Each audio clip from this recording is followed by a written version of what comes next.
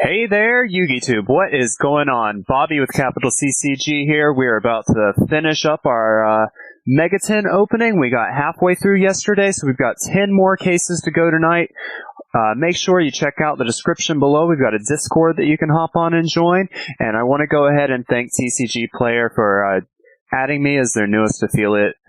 If you want to help support the channel without spending anything you wouldn't already be spending, check out the description below to follow the affiliate link, or you can check out my store directly and purchase the cards that I'm opening on stream. Alright, let's jump right in.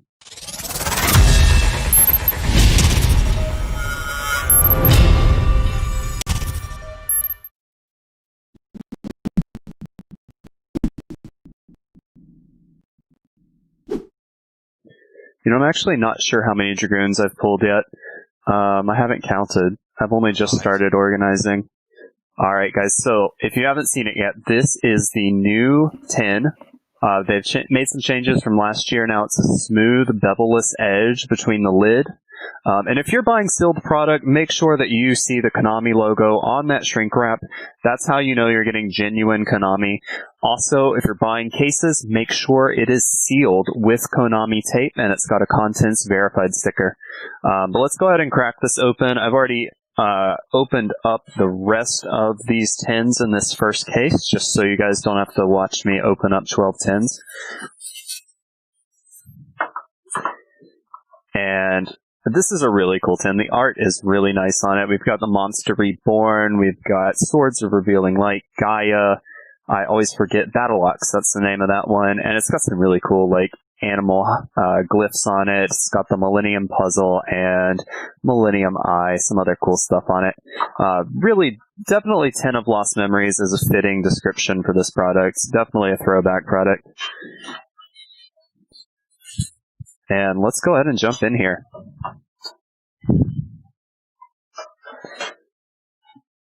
So what's going on with you?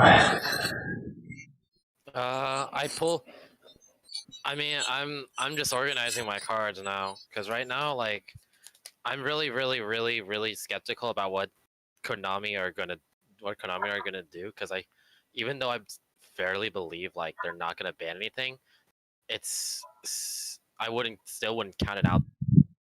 Yeah, no. I feel like Konami will still do some very unpredictable things. No, I know what you mean. I don't know if you were here yesterday for the discussion on my opinions on the ban list, but it would really be a terrible business move on Konami's part to hit anything that hasn't had its heyday in a tournament, because it would undermine the confidence in people to buy sealed product. And if they can't sell sealed product for the rest of the quarantine, they're in trouble. That's, a humongous business loss. So, it's just still very odd, I'd say, because like it just put Konami is just put it is like due to the virus, it's just they're put in a really weird position.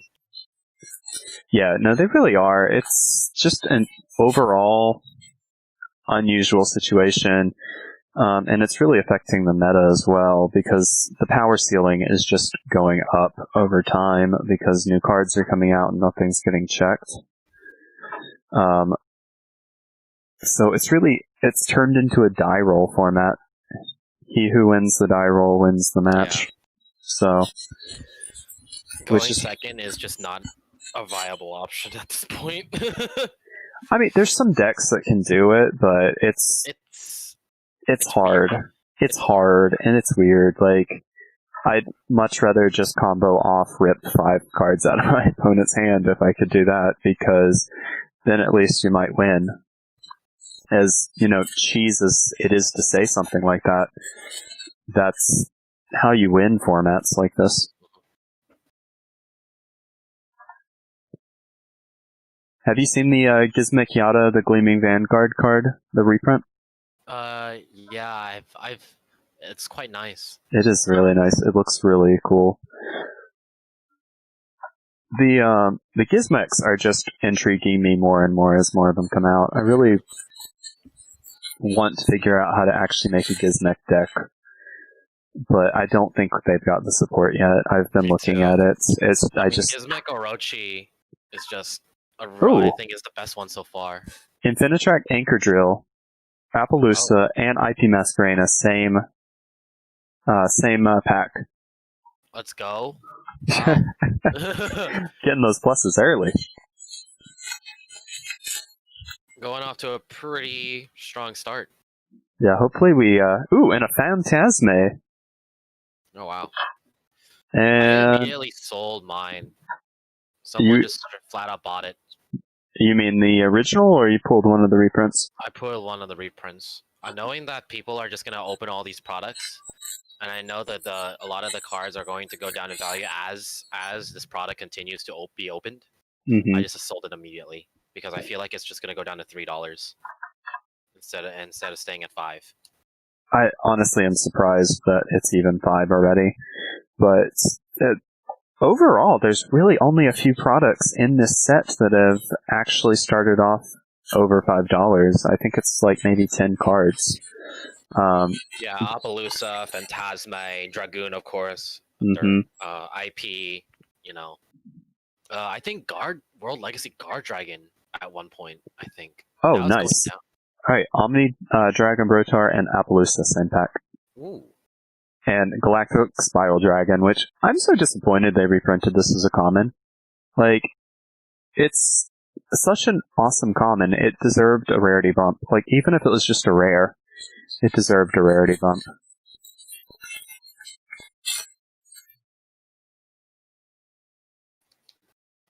Alright. And that was pretty poo-poo. There's really nothing in there. We got a Subterra Guru. If Guru had a secret, then I would have paid attention. I know it was gonna be too, like, no one's gonna like that. Honestly, if they made a Guru Prismatic, that would be pretty cool. I'm not gonna lie, that would have been really good. It made Subterrors good. Oh, we got a Mystic Mine. Yeah, mine is 5. I know that for sure. Yeah, mine is definitely 5. Yeah, I think it was 7 yesterday. I think somebody checked while we were in stream. Ooh.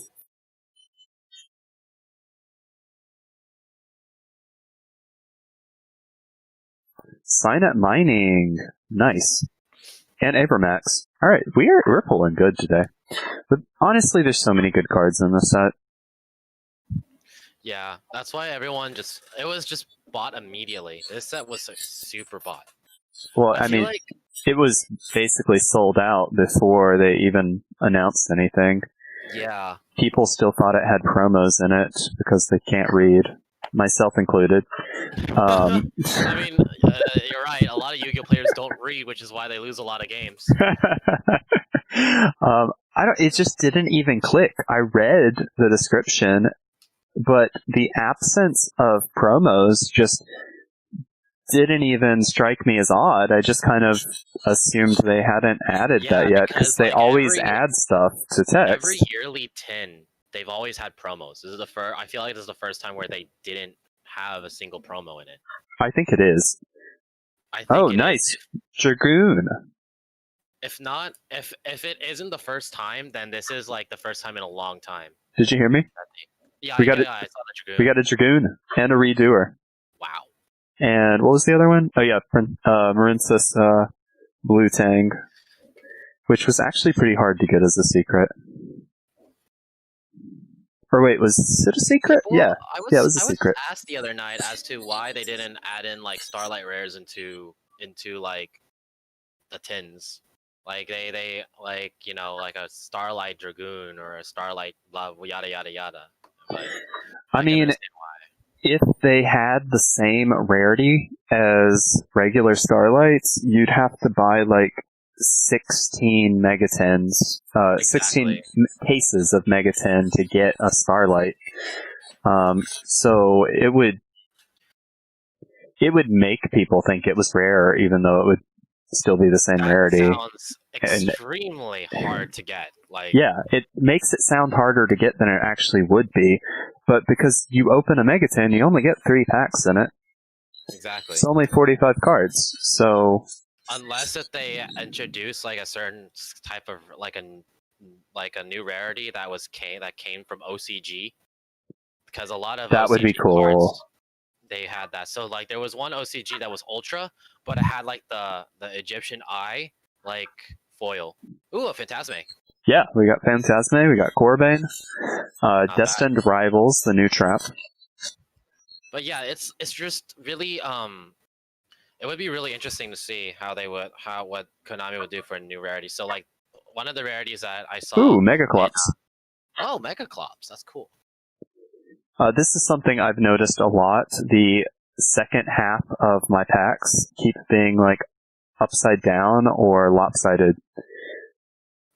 Like all the commons. Like they did a good job on their quality checks, except that there's all these random upside down cards for no reason. But what were you saying about the rarity? Like the rarity had like like the Millennium Eyes. Uh-huh. I think like the pyramid and then like like the thing that looks like Horus Eye. I forget what it is in Yu-Gi-Oh, but it's the Horus Eye, and like you could and it's like foiled on there like how Star Foil is, but better. Oh, that's actually pretty cool. Yeah, and it was ultra rare as well. And it was very very cool. I mean, if they did that like one per case, it's like it's like an equilibrium between like a short print ultra and a Yeah. Starlight. Like Yeah, something like that. something like that would be cool, because like it would be cool to have people would and like it's a nice cool collector thing. It's kind of like the collector's rare. Could be the collector's rare of the tin, and it would make more sense if it had like that type of like special rarity of like the Millennium Eyes puzzle foil onto there, and like the necklace, the the eye. puzzle, and yeah. Yeah, That because like, actually would make a lot of sense just because it's such a throwback set. yes. And it's called the Tin of Lost Memories, and the tins are actually, they look, as a matter of fact, they look better than the ones that we got last year. Honestly. Yeah, no, the tins look amazing. Test Panther and Gallic Granite. Gallant. Gallic Granite. What? You got a Gallant Granite? Yeah, it's it's one of the prismatics. It actually looks really cool. Real? Oh, okay. I thought that was I was like, wait, there's no way they didn't do another ultra reprint of that. No, it's prismatic. It's actually really nice. Actually, this one is a little bit. Let's see. Yeah, so it's got the it's almost like quadruple layer or something. It's got like the foil, and then the ink is printed lightly on the actual picture, so there's sparkle through the Gallic Granite, but if you move the light, it's like perfectly clear on the wow top, so it actually looks really nice.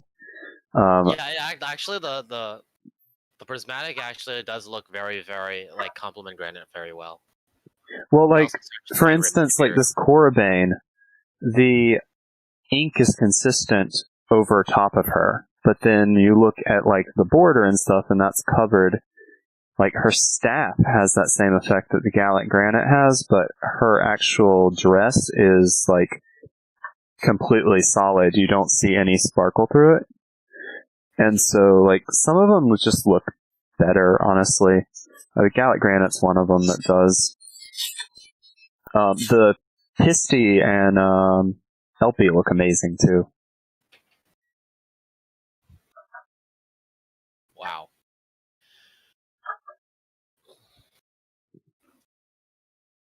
All right.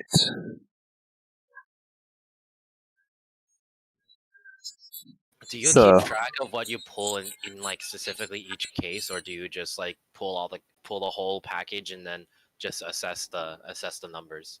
I assess the overall numbers. It would take me forever if I had to stop and count between. If I had that makes sense.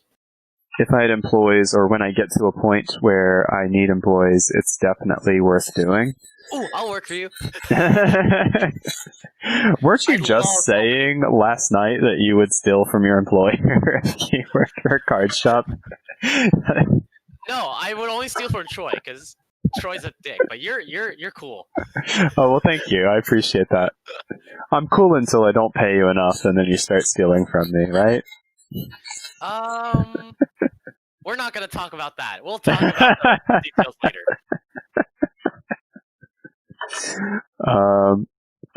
If you do want to go open packs, Jesse Cotton is hiring people for Phantom Rage.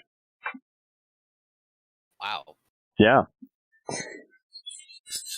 He was talking about it on Discord earlier today. Yeah. Wow. He's got a lot more money than I always just like think. I mean, you saw that chandelier. Yeah, I saw that chandelier. That man got he said like Yu-Gi-Oh pretty much like has it. He got it made. Yeah, you know? Yu-Gi-Oh made that, man. I'm very impressed about how he used his skills and like his knowledge to like the fullest. Like I see that. We got Masquerena. Ooh. And Megaclops, same pack, and a Pyro Phoenix. That is nice. But yeah, no, it is honestly really impressive what he's done just with his knowledge of the game and elevating his entire lifestyle. But yeah, he's opening, I think, like, I forget the exact number he told me, but I think it's like 198 cases of that's Phantom Rage. That's like more than 100 grand. Oh, yeah, no, that's... I would have to do the math. It's like 400 grand, I think. Holy my god. Wow.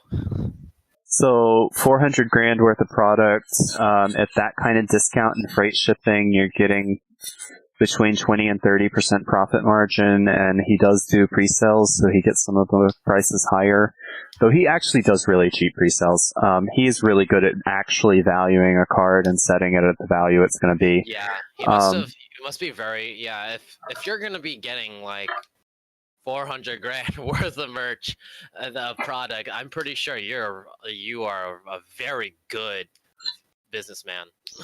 Well, I mean, so for instance, you know, people were setting their Red Eyes Dark Dragoons for 70 and 60 and 50, and he was like, no, just go buy mine. They're $30.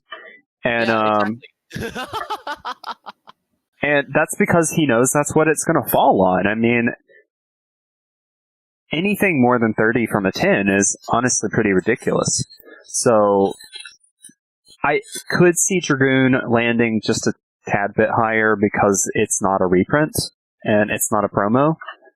But honestly, it's going to be around there. And so, I mean, he's good about that. He doesn't rip people off. He sets it at what he actually thinks it's going to be. He doesn't just gouge you because it's an early release. But yeah, I mean, he's known for being able to price cards pretty accurately too. Yeah. Oh, that was we stand POV. You're Jesse Cotton.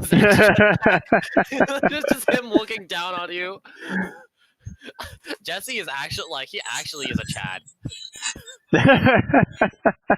I don't know if I would say that about him.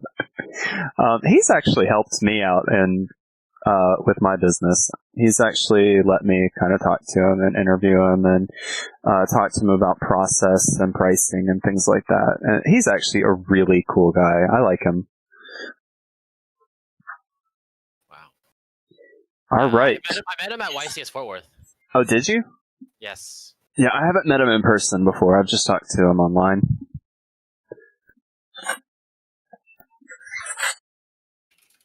All right, we're into our second case of the day. So this is our 12th case overall.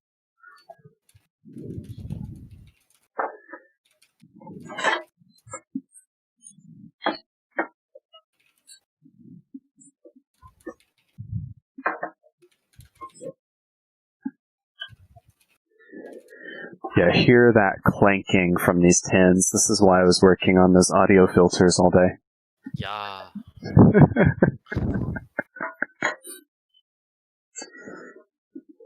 Oh my god, after I got off stream yesterday, I just knocked over a stack of boxes 6 high. Yeah. It was deafening.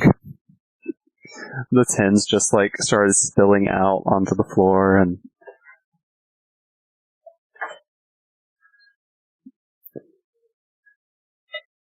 alright.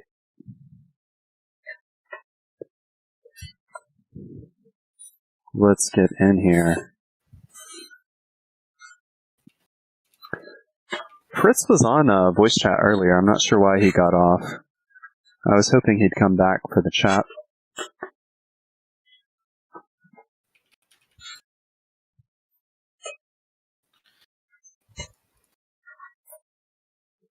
Oh yeah. Okay. What? The audio suddenly improved, and then it went back to where it came from again. Wait, what do you mean? Did it just completely decrease? So I can, the clinky clacky of the tins Mm-hmm. the sound was a lot richer for a moment. It was just really bizarre. I don't know what's going on with your mic. I mean, if we have to open tins, I guess rich clanking is the best I can hope for, right? It was like I was tight. It's like it's like I heard the opening a tin IRL, but instead of through a mic that sounds like it's underwater. Oh, that's sad. That does not make me happy. Yeah, unfortunately, some of these filters that I've put on to take the crinkle out does make it sound like I'm a little bit underwater, but I think it's a little less... But you sound clear. It sounds like... It sounds clear. It sounds pretty clear enough, and it sounds like I can understand... I can understand what you're saying, and I can understand what I'm saying through the stream. I just feel like underwater is less offensive than loud crinkling in people's ears, so I'd rather take the lesser evil on that one. I mean, what can you do at this point? I mean, just unfortunate. I'll figure it out eventually. It's gonna take a while for me to really get the sound balance the way I want it.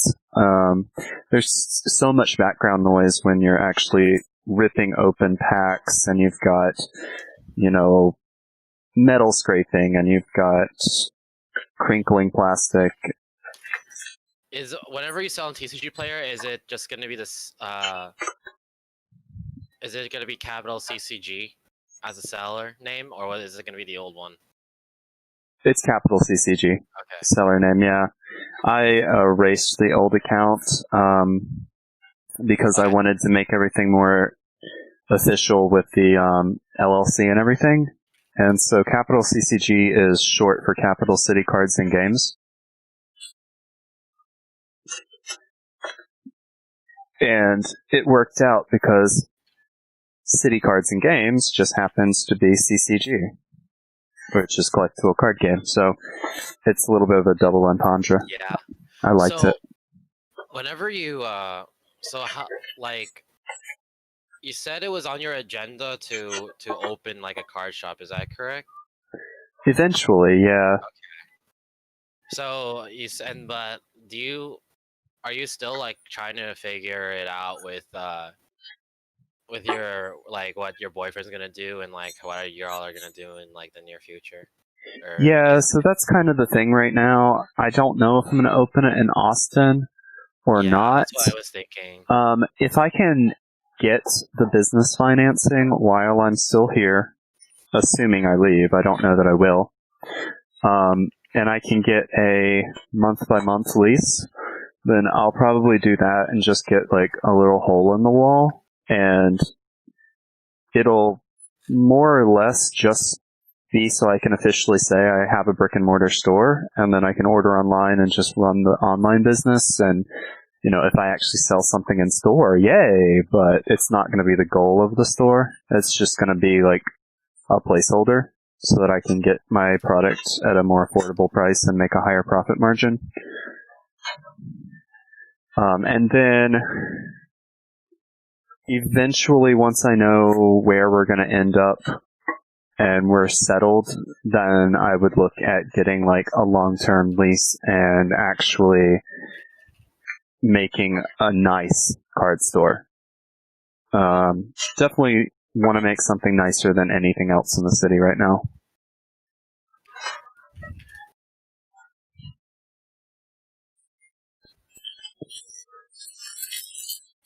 All right, we're into our next case. So yeah, the reason why I asked about like keeping track of like ever what you pulled in each case was because perhaps to see like to see how bad the clumping problem is, but it does take a lot of work. So. It does.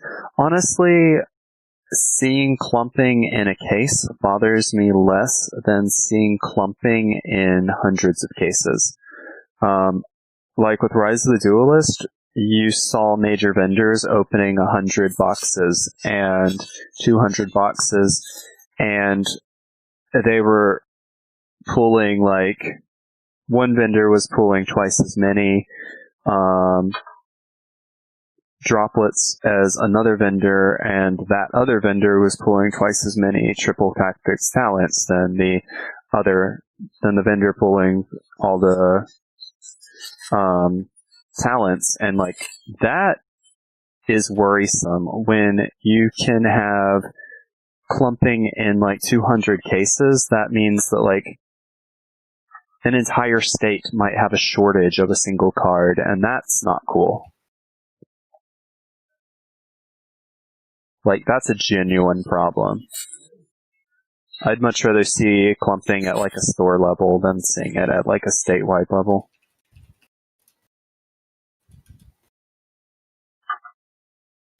Cyber's Quantum Dragon.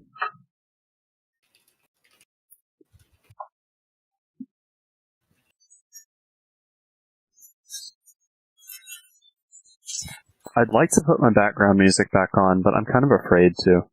Yeah, because it could interfere with everything else. That would be bad. I'm honestly afraid to, because if I mess up the audio again, I don't want to have to cancel the stream.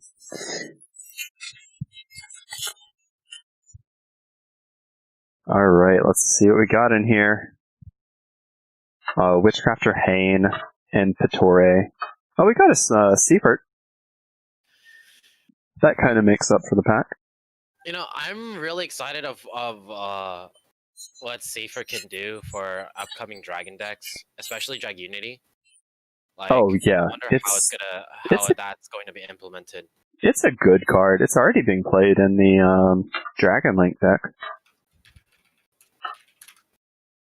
Depending on what Konami decides to do about the Dragon Link FTK, I have a feeling that Dragon Link's going to continue to be a really good deck moving into the future.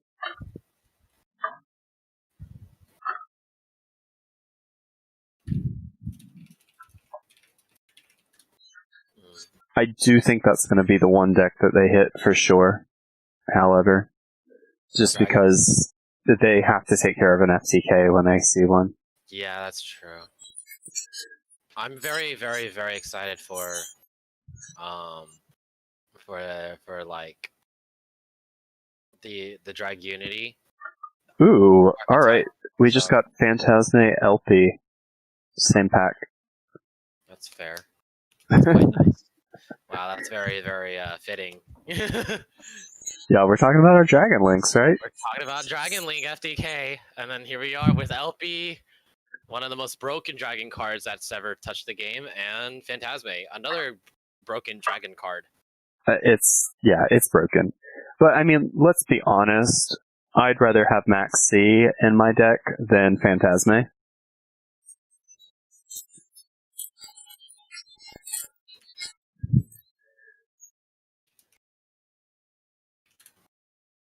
And Firewall Exceed Dragon. Not actually a dragon, but... Ooh, Appaloosa. Nice.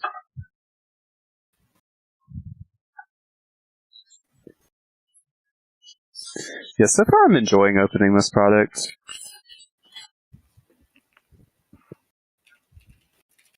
A lot of products you're just, like, waiting to pull, like, that one godly Starlight.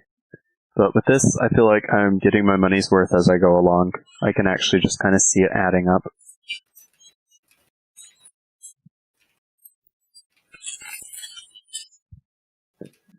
Are you still playing Halo? No, I'm actually watching the stream now. I finished Warlord. I finished the campaign right on time, right when you were about to start. Oh, nice. Yeah, I haven't played that game in so long. I used to love that game.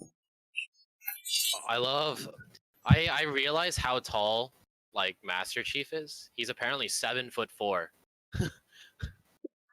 With the armor or without the armor? With so it's without the armor. That is a very big man. That is an NBA basketball player.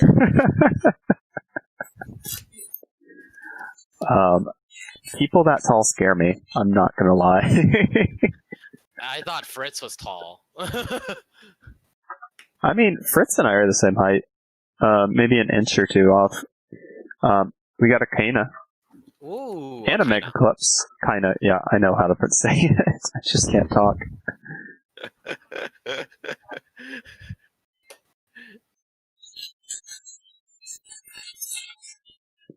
What set was Rogue of Endymion in? I don't remember.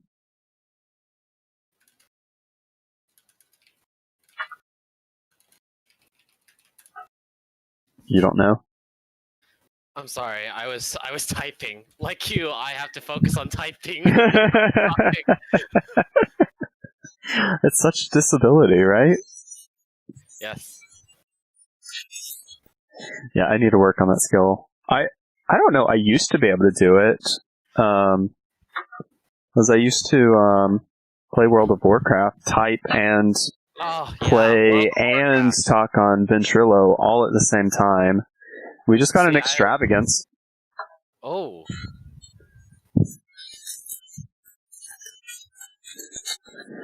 Yeah, no, I was addicted to that game. It was a legitimate problem. I was addicted to a bad game called League of Legends. I never got into League. Good.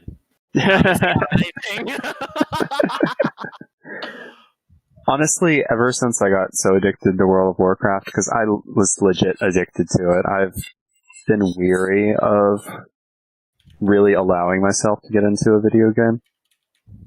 That doesn't mean it doesn't happen, but when I find that I'm playing the same game like every single day for hours, I will like forcibly stop myself from playing it for a while. Yeah. And then when at the epitome of when like I wanted Savage. I was having fun with League. Oh wow, you got Yeah. That's quite nice. Very nice. But yeah, I managed to get I got into Yu-Gi-Oh, and this was during my freshman year of high school, and then I started playing Dragunities, and then I transitioned to Boojins, and then I transitioned into Blackwings. After, because at the school my Boojin deck got stolen. Oh, that's terrible. Yeah, that was $400 down the drain. I was extremely upset. Yeah, I stopped playing Magic the Gathering after my entire Magic collection. Just got Abramax. After my entire Magic collection was stolen in middle school, I just completely gave up on it. I was like, this is... Alright, we're done. not okay, and I'm a broke middle schooler that can't afford to replace any of my cards, so I just started playing Pokemon instead. Ooh, Phantasme and Savage Dragon, same pack. There's definitely not. It's definitely a totally coincidence that we were talking about Dragon Links, and now just a bunch of Borlo Savage and Fantabulous are just popping out of nowhere. This is a setup. Well, Roger, you're setting this up right now. yesterday, I didn't pull a Borload Savage for my first, 4 or 5 cases. Or not a Savage, I didn't pull a Phantasme. I did pull some Savages. But I had forgotten it was even in the set. After opening 4 cases, I hadn't seen one, and then I pulled one, and I was like, oh my god, this is in here? Because I just hadn't seen it, and it entirely slipped my mind.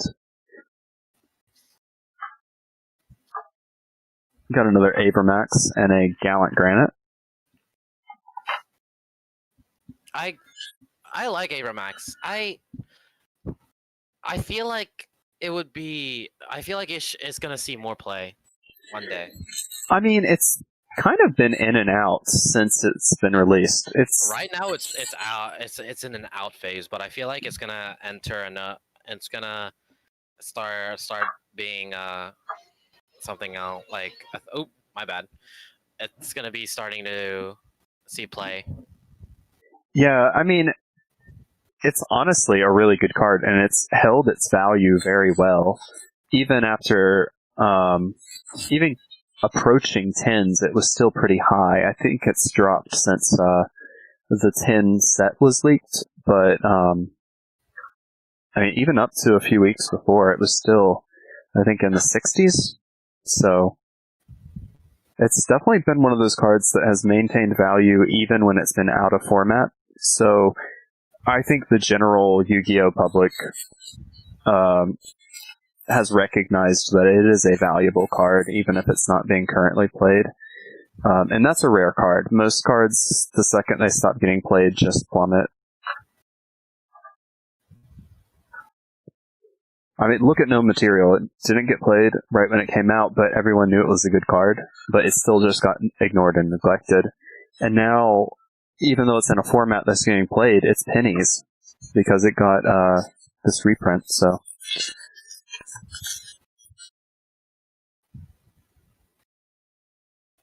Alright. Seahorse, Creation, Draco Berserker of the Tenyi. Infinitract Riverstormer is actually pretty good.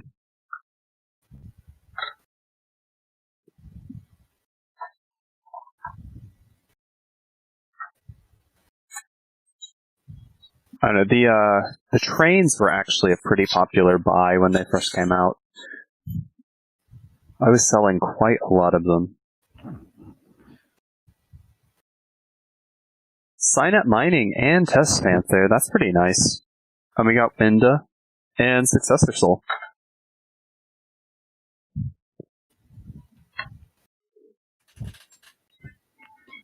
Spirit Sculptor got such a downgrade when it hit rare, but honestly, it's such a unimpactful card for the format. Yeah. This one surprises me that it got a super rare Firewall Dragon Dark Fluid, and we just got a Mystic Mine. But yeah, I don't know. I mean, it's nowhere near its cousin, Firewall, but it's still a Link 5. It was the second Link 5 released, I think. Or was it the first? No, Five-Headed Dragon was the first, right?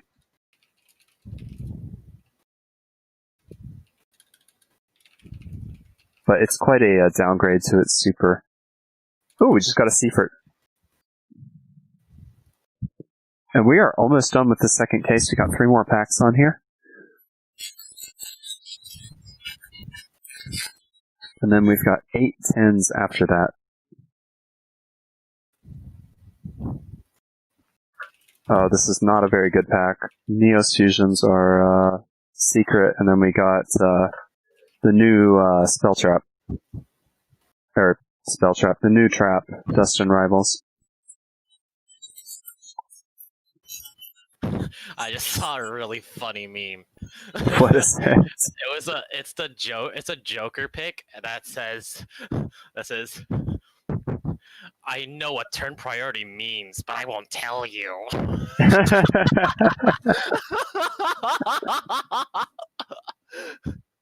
I love your Joker laugh. I don't think it's intentional. It isn't intentional. Hey, Henry. Henry Tran. Hello, Henry. That's my boo.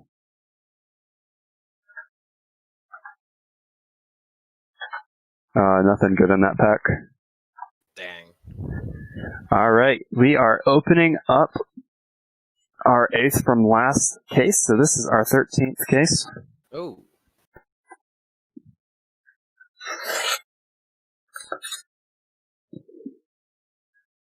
I've already, Wait, Henry's your boo, right? Uh-huh. So if I, if I ask him that if you give me a tin, if I kiss you on the cheek, would he say yes? Do I have to ask permission? Wait, what? Do I have to have his permission to kiss you on the cheek so I can get a free tin? I don't think that's how you get free tins in the first place. I'm just kidding.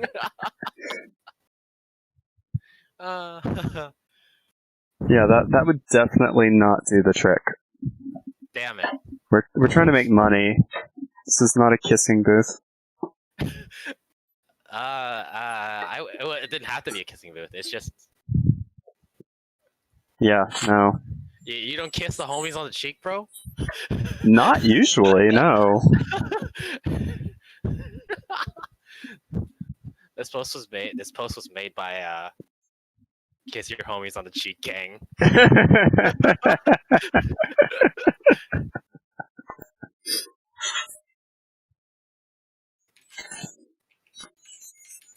I think he got embarrassed and left.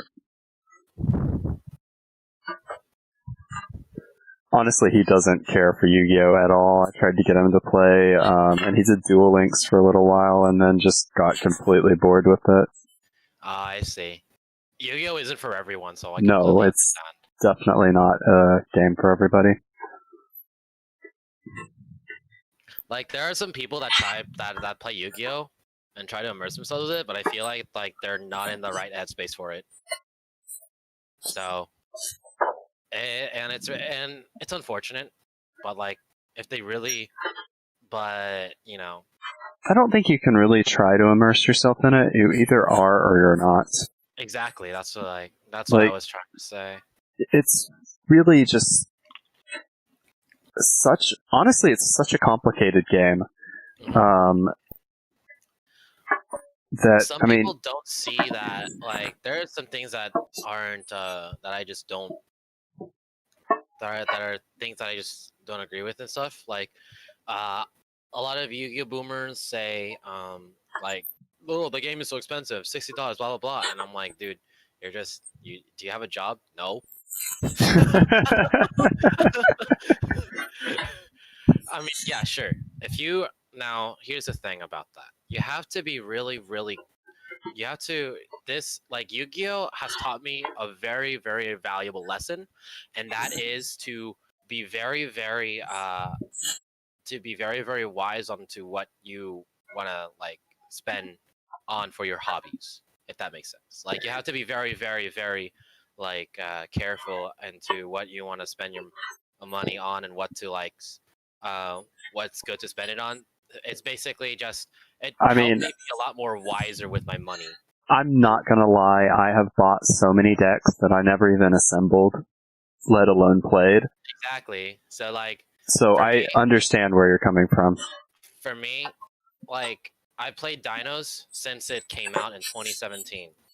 The only other deck that I played was a poo-poo deck called Yosenju.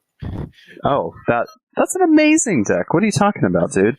At the time, okay, actually, you know what? It is kind of a good deck. If it beat a pro Spiral player in Houston, then I will take it as a pretty decent deck. But Yosenju, it had its heyday. Yosenju what? It was Yosenju with Carded Demise, because Interrupted Kaiju Slumber was at 1. Oh, okay. But yeah, Kaiju Senju was actually like a really good going second deck solely because of one thing and one thing only, and that was the fact that you can bounce the Kaijus that you use with Kama One, and not to mention, especially in Zoo format, board wipes were a thing. Were like so big and so like prevalent. Oh, well, it Like was absolutely necessary. yeah, it was absolutely necessary as well. So like you interrupted Kaiju Slumber. Okay, the whole board gets wiped, right? And then I summon my Kaijus and I normal summon K1, normal summon K2, uh, normal summon uh another Yosenju, affect a Kama One, bounce my own Kaiju and I OTK. Like it was, and that was actually what I took to my first regional ever, actually. So my first regional didn't go as well because everything that I won against was Zoo. Every Zoo matchup I won, but I did not. But I lost every non-Zoo against every non-Zoo deck. Literally, it was the. I mean, the deck. I'm not going to say the deck was ever an amazing deck, but it definitely had its strengths. Yeah. I actually wasn't playing during the format, but I've actually done a bit of research on the deck. Ryan Yu played a prank on me. We were talking about rogue format decks, and he was like, "Oh my god, Yosenju Winwich is so broken," and I wasn't playing during Yosenju. I was in my hiatus from the game, and so I didn't know what the deck did, and I was like, alright, I'm going to research this. So I started researching it, and then I asked him a question about it. I was like, are you messing with the Kaiju variant, or the variant without Kaijus in it? And he's like, dude, I'm not playing that deck. I was joking. And I was like, alright, you got me. At least I learned a deck today. But you learn something new every day. It's like, at least I learned something today. But it's an interesting deck, from what I could tell. Yeah. But yeah, that was really the only two decks that I played. In Japan, I won my Yu-Gi-Oh! Bujin mat using OCG dinosaurs. Those were so fun. Oh, Which man. dinosaurs? The OCG. So dinosaurs were still a thing in OCG, and when I was in Japan, that was probably the only deck I played. Man, I didn't. As someone who's a foreigner, you were living there or visiting? Visiting. I was. Okay. I was actually just visiting Japan for like a full 5 weeks. And okay. We went to constantly going to locals, and I gotta say, I probably spent at least more than $1,000 on Yu-Gi-Oh cards there, because here's the thing: a lot of the prices there are outdated, so it's either a hit or miss. Mm-hmm. A lot of very near mint first ed secret rares were like $20 and $50. Some of them $50. They were over there. Ashes, right when they were $50 there, they were half of that price in Japan, because TCG cards were often sought after. But there are some cards that just had outdated prices. Like, there were some like secret rares that were like 20, but they were like 35. They were basically like pre-sale prices from when they were released, which makes sense because like I don't expect OCG store card shops to keep track of TCG cards. That just doesn't make any sense. It doesn't make any sense. And not to mention, if you buy a TCG card and sell it in OCG land, you're importing it. You're probably spending more money on it in the first place, so you've got to sell it for higher just to make money. And we see the same thing with OCG cards here. Some of them are very difficult to get. Yes. In addition to that, there's a lot of like Utopia the Lightning was $35 and I bought it for 100 yen, which is $1. There's just a lot of outdated prices. So there's two things. Either they're overpriced or very underpriced. Very underpriced, Yeah, because both of them make sense. like there are some stores that underprice it because like they just want to offload all of these because they know that they won't sell if they were at the TCG prices. So Mhm. and knowing that some of these shops are within are within like places that like tourists go, they're going to see TCG players like me who are visiting to purchase all of those, and they get their money, Yeah, and we for both walk sure. out happy. It also makes sense where it's overpriced, where they just don't look at they don't care about them that much, and those are the Well, smaller selections. I think also. Ooh, all right, this is nice. We got a Mystic Mine and then an IP Masquerena back to back. Wow. Also, even if they're not necessarily checking TCG prices, they're probably comparing prices to the OCG meta because OCG players are going to pay more for cards that are relevant to them because they're going to be the more recognizable cards. So it might be broken in TCG and not really that great in OCG, and it's probably going to have a lower price there just because the players there don't necessarily want to buy it. And if you're trying to sell where the card's not as desired, you'll lower the price. You still have to look at supply and demand even for your area, even if it's different somewhere else.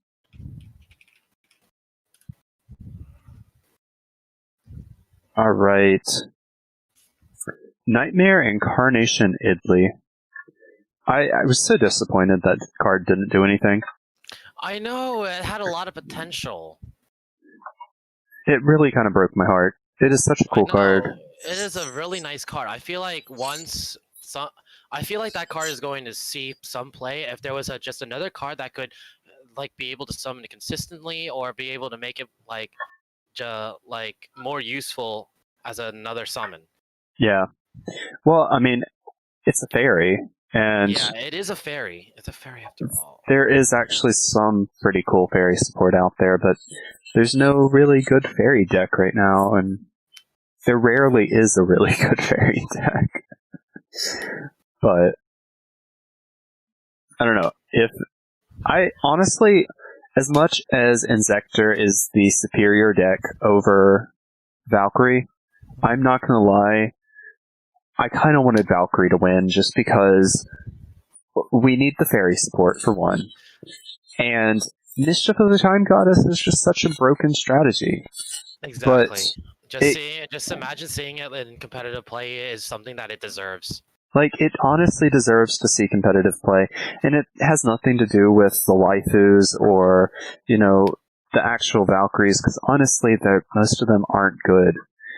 There's a reason the deck just hasn't accomplished anything. But that is just such a cool strategy. And it's an iconic strategy, too. It's an iconic anime strategy that honestly could have been good if they had done it justice. And every time I see, they're doing Valkyrie support, maybe they'll actually fix it, and they never fixed it. And then with Create a Card, I can understand why a lot of people wanted to see it succeed. Waifu factor aside.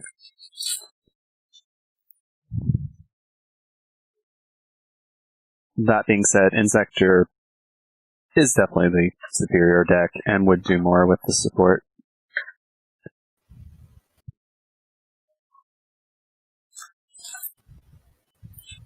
Alright. So we're a little more than a third of the way through this case.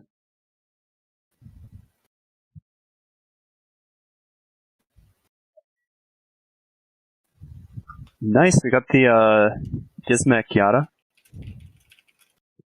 And an Omni Dragon Brotar. I almost called it a Yata Garasu. I know. I was about to say something, but I didn't want to be the one who said it. I'm an old school player when I'm accidentally calling stuff Yata Garasu. We just got the Time Thief Redoer. I think there's actually some talk about pairing Redoer with some upcoming strategy, if I'm not mistaken.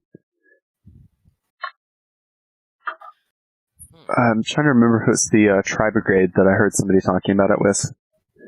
But, I mean, Tri-Brigade is... Honestly, it sounds like Zoo support. It's heavy Xyz and stuff, and I think it is, it's all Beast Warrior. That might actually be the one that I'm thinking about, because I think it is a lot of level 4s. We've got Megaclops and a Dragoonity Romulus.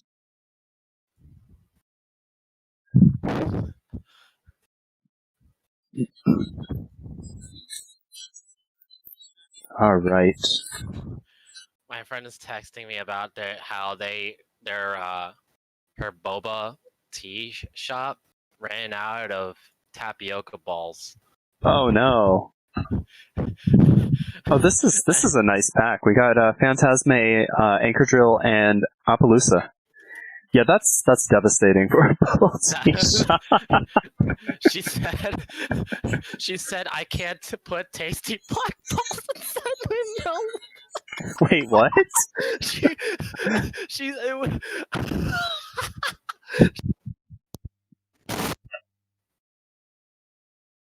You still there?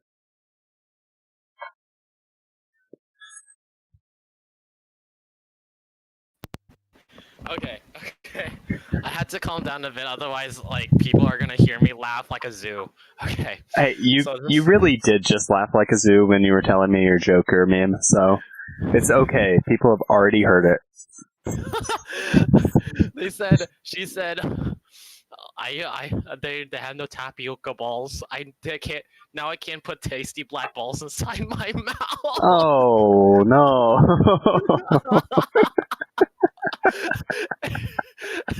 And I'm like, I'm gonna need an explanation for that one, ma'am. Honestly, though, they're not even that tasty. It's a texture thing.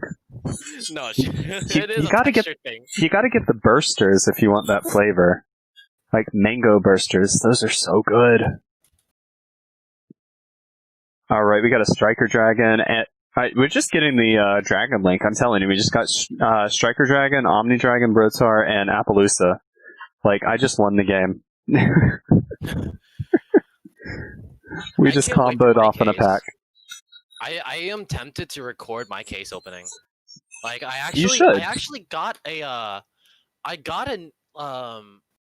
like a camera stand for my webcam now. So like now it's an eagle eye view. The only problem is lighting. Nice. Yeah, lighting is a pain.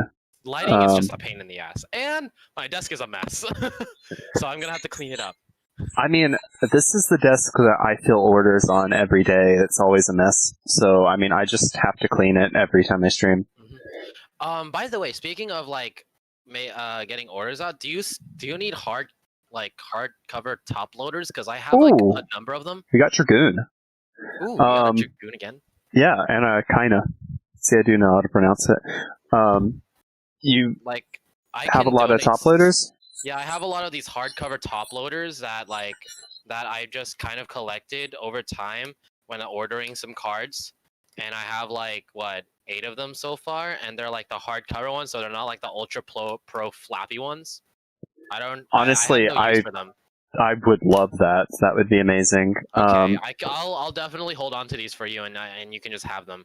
They do have some of them have like leftover tape, but I mean, top loaders are top loaders.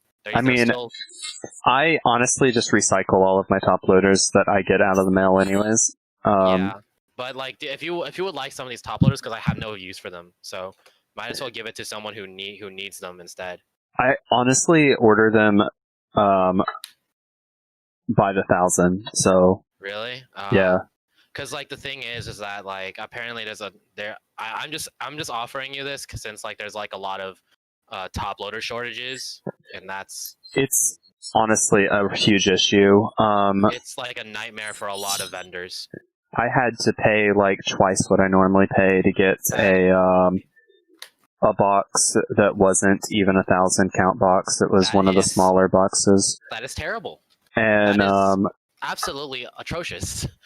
I was literally on a back order for over 4 months for the box that I ordered from BCW, and I need to go ahead and order some more before the back order date gets pushed back again, because back order is already in December to get them now, which is just ridiculous. But they all come from China, so they're not making it over because of the coronavirus. It's still very absurd that you have to pay almost twice as much. I'm looking on Amazon right now, and some of these prices are just absolutely inflated. Yeah, Wow. it's insane. They are inflated for sure. The people selling them can't get them. I Yeah. mean, I have business contracts with BCW. BCW cannot get them until December, and they make them. So it's a problem just across the board for the industry. That's just unfortunate. It's terrible. But yeah, I have like 7, 8 extra top loaders that you can use. I don't have any use for them, so I can just give them to you and the next time we meet. That honestly would be amazing. Even 7 is a lifesaver right now. Yeah, I have 1, 2, 3, 4, 5, 6, 7, 8. Not 7, Ooh, but 8. 8. Even better.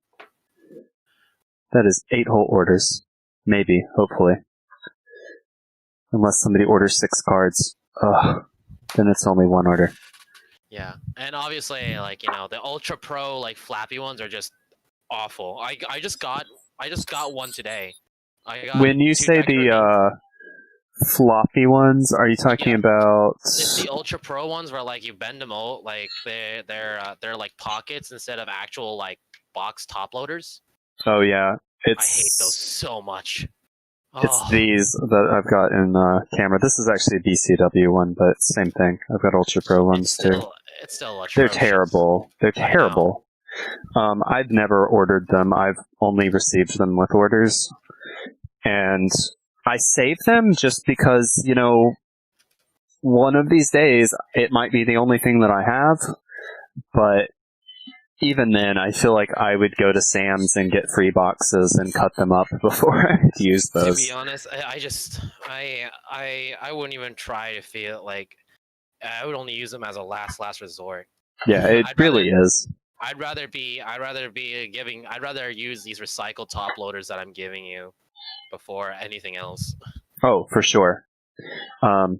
Honestly, it annoys me every time I get one of those from a vendor because it damages the product. It damages the product. It's just a little inconsiderate too, because considering the fact that like the USPS is a lot of like postal workers they don't know what's in the envelopes, and sometimes like the card could get damaged while it's in like the envelope. The envelope can bend and stuff like that But if you it's put not it in, like, even the bend. It's that people put tape over the edge, like, and then, like they put it right here, and then the card moves. Like you can even see where somebody put tape on this one. Yes, that's exactly happened. I and had 2 the cards. in the mail.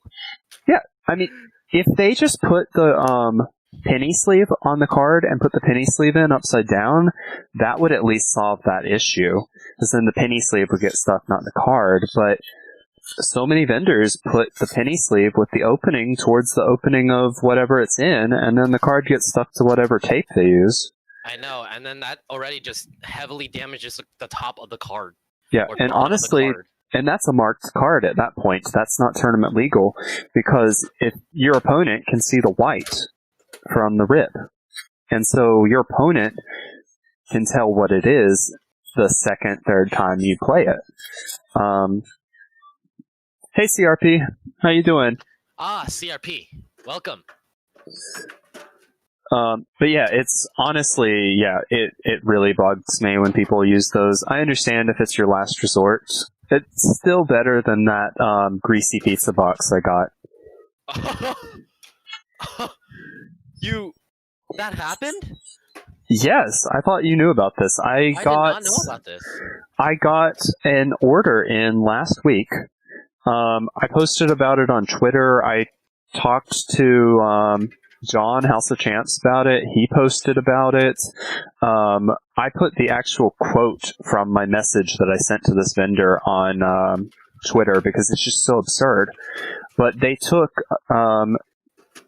2 pieces of cut up domino box, like card-sized pieces of domino box, and sandwiched the card in between it. them. And it was actually in like a really nice sleeve. I think it was a Dragon Shield. Dragon Shield? But the cards move out of sleeves if they're not secured, so that didn't really help. And in the little cardboard, they taped on the sides, not on the ends, and so it just slid out and then folded in half against the cardboard, and there were literally like grease stains on the box and on the card, or on the envelope. I got it in the mail and was like, why is this greasy? And then I opened it up and I was like, this is disgusting. Like, there was dried cheese on it. It's like, that is so gross. It was so bad. No, did you better have contacted that seller immediately. Oh my god, I let him have it. I was like, I explained exactly how it was packaged, so TCG Player knew how it was packaged, and I said it slipped out and it got bent in half. It's not even tournament legal any longer, let alone the near mint that I ordered. Ooh, extravagance. Nice. But I was just like, and I ended it off. I was like, as a vendor, if you do not have the supplies you need to ship your order, you need to freeze your inventory. And they didn't even respond to my message. They just sent a refund, and it just said, refund due to damage in mail, or damage in transit, or something along those lines. And I was just like, are you serious? We both know that's not what damaged this car. And, so even after they refunded me, I left bad feedback on that because that's just ridiculous. I've never gotten an order that... Unacceptable. That's just unacceptable. It really is. Like, there's no explanation for that. Like, even if you don't have the shipping supplies, like I just said a few minutes ago, go to Sam's and get free boxes out of their trash. And they're not going to have food stains on them. They're going to be better than a pizza box. And then just tape all 4 sides instead of 2. Like, and it would have been perfectly fine. But, yeah, whatever. I don't know what goes through everybody's head sometimes. And, how you doing today, Budget? You, joined in on a little bit of a rant there. But yeah, that's just unacceptable. It really is. By any vendor. No vendor should be doing that. No. Like, if you, like, you shouldn't even use, like, what's worse is that they used the cardboard from a Domino's pizza box. That's, like... It's insane, right? Like, even if you if you really, really wanted to use cardboard, at least use cardboard that isn't greasy. Yeah. Exactly. Yeah, cheese on card pog. Exactly. No, John, House of Champs, after I talked to him, he made the joke about, the My cheating strategy, except it's pizza scented. Ow. I don't like the sound of that. You don't want a pizza scented deck? That just sounds like your average Spurgy Yu-Gi-Oh like scrub that like. They couldn't afford a Megaton to put their cards in, so they put it inside of their pizza box. They just put it inside of their pizza box. Now it just smells like expired cheese. Ugh. Absolutely unacceptable. Oh my god, can you imagine if you like went to a YCS or a regional and plopped a pizza box on the table and your opponent just looks at you? What? That's my deck box. Jeez. I can imagine, like, but I really want that to happen to William Kramer. He's going to absolutely roast him to the grave. I'm about to roast whoever is selling like Ultra Pro top loaders for $69.99 for only 200 count. What? I pay that for 1,000. Are you kidding? Like, Yeah, seriously? Yeah, on Amazon there's people selling 200 count top loaders for 200 count for $69.99. That's ridiculous. And then there's a 30 pack top loader for $10. Yeah, that's. See, doesn't everyone get? Yeah, everybody gets their decks from Papa John's. Definitely. That's where I get my deck boxes. That's where I get my deck boxes.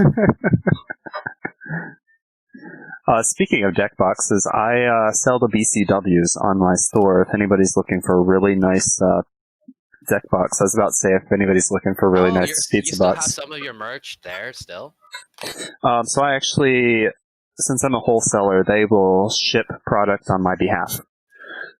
So I can actually just order it anytime and send it to a customer.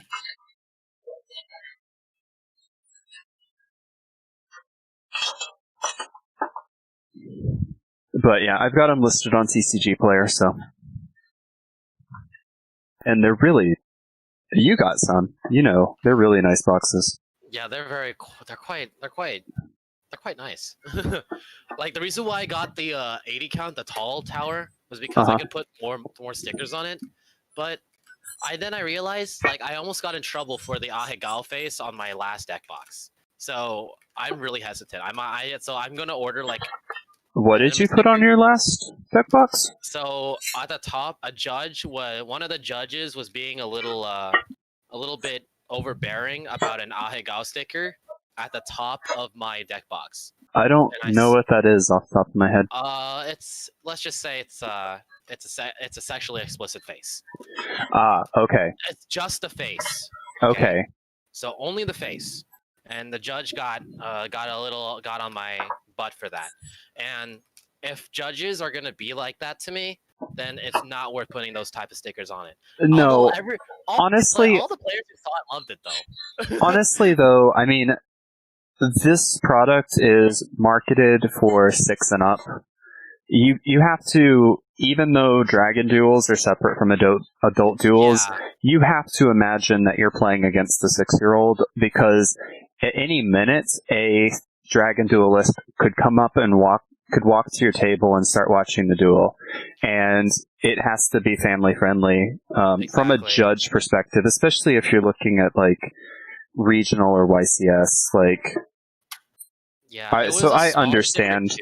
I understand where the judge is coming from in that instance. And I was like, I understood too because like they're so like I'm just gonna order like stickers that are just a lot less like suggestive and just have like just regular anime stickers now.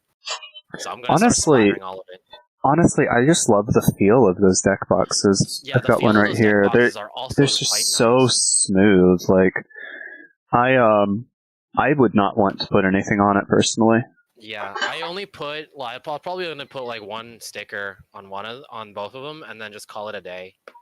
Cuz I'd rather that way I know like which one is mine if somebody steals my deck box or tries to. Femboy Hooter sticker. There you go. The judge will love that one. The judge will love that one. Oh, if it's a fem. Oh no. Yeah, I feel like you get in trouble for that. I get in trouble for that one. There's oh god. See, Robert, I constantly get like a lot of my friend groups, especially like the Yu-Gi-Oh friend group, and then like the and like my high school friend group, especially my high school friend group, they are. It's the constant femboy Hooters memes all over the place. Cool 40s community, femboy Hooters all over the place. Last night was a literal toxic cluster. Like it was I missed that. It was a hellstorm. I'm always afraid to go on the Zodiac Discord because I feel like So every day somebody posts that picture of Robbie with his shirt off, just jumping up and down, and I'm just like, did not want to see that today.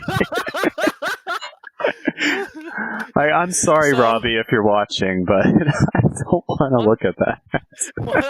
thing, one thing for sure is that I've seen that and I never want to see it again. But there were a number of people that got purged and banned from the Discord because they were being too offensive, according to Robbie Cole standards, which says something. That really says something because If I'm Robbie- offended every time I talk on that server. Robbie Cole says you are being too offensive. Oh, yeah, you're doing something wrong. You're doing something very wrong. And I've been in that Discord many times over to hear racial slurs. Very, yeah. very angry, like terribly offensive, like things against against certain groups, and just very, very offensive jokes that somehow still make me laugh. I don't know why I still laugh at them, and I always feel, and I have like the post laugh guilt. So like I just go ha ha ha ha. Oh shit. You're just a bad person, Josh. That's all it is. Yeah, and then I just realized how terrible of a person I am, and I just like leave the Discord. CRP is saying he's staff in a Fanboy Hooters Discord server, which I don't know exactly what that is. But I do not want to know. He's saying that it's a nightmare, so I can see that. I can definitely see that too. I used to be an administrator for a furry Discord. That sounds scary. That sounds very scary. That was a lot. It was no. It was just a big no. I had to report the Discord. That's how bad it got. Oh, wow. Yeah, I had to contact Discord for it because there was let's just say there's some creeps. That's it. Yeah, unfortunately, it's a thing. There are creeps everywhere. Yeah, I'm not going to see like young kids be fuck. Ooh, yeah. Sorry. You didn't finish the word. It's okay. Yeah, I don't know. They're not going to be. I'm not going to make any comments on that culture. Yeah. I don't really know enough about it. I'm not going to generalize people, yeah, but TLDR, not a fan. Reported. Ooh. It is now taken down. Savage Dragon. Savage Dragon. And Infinitrack Earth Slicer. Ooh. Ooh. Ooh. A lot of the my friends that I know say this. They're like, then they see something they like, they're like, ooh, I'm viewing. Ooh. I'm viewing IP Masquerena and Savage Dragon and Omni Brotar Dragon. That is nice. I'm enjoying that pack. Those 2 packs. This Warlord Savage Dragon is beautiful. If everybody does not replace that ultra rare immediately, like it's on. Because this thing looks so much nicer than the ultra. Ooh, LP and Megaclops. Getting all the pog.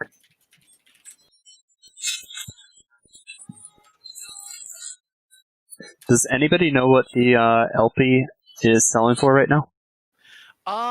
I will go ahead and venture on TCG Player. LP secret. It is going for a whopping 56 cents. Oh, that is pog right there. That is amazing. Yes, and then shipping is 78 cents, so it's around $1, a little over $1. So I feel like that's going to go up when Dragunities debut their second round of structure decks. Because I feel like Guard Dragons are going to be abused by such a deck like Dragunity. Mm-hmm. Speaking as a vendor, that 78 cents is just not enough. It isn't. Okay, so let's break it down here. You've got a half a cent for your penny sleeve. You've got around 3 to 6 cents for your envelope. And then you've got 50 cents for your stamp if you're on a service like stamps.com. And then you pay a monthly subscription fee. So it's actually a little bit more, but if you're, mailing out hundreds of packages a month, it's really not that bad. And then on top of that, you got the cost of the card. And then when TCG Player takes your fee out, they're subtracting your fee from that tacked on shipping as well as the cost of the cards and the tax. And so by the time you get your fee, they've already taken out like 65 to plus cents off of the cost of your shipping, and you're left with a 15-cent card, and you still have to spend 50 cents and all that other stuff on shipping. And so it's just like lost money on cheap cards. They need to change the way they structure the fee on cheap cards, or they need to increase the shipping. What's even worse is when people go in and buy a bunch of cheap cards, and you end up having to spend more money to ship it, and they're still under the $5 mark.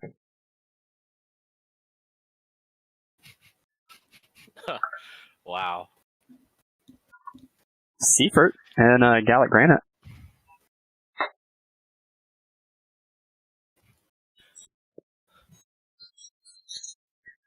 I'm trying to not bleed on my cards. I cut myself when I was opening that last 10. That would be bad. Yeah. Capital CCG, why is there a blood stain on my extravagance that I ordered from you? I'm really trying not to bleed on anything. Why the heck did Konami put Beat Raptor in the tin? Okay, why did they do that? Yeah, why did they do that? I don't know. Beat Raptor was good until MR5. Who knows? Maybe they'll reverse MR5. I don't know.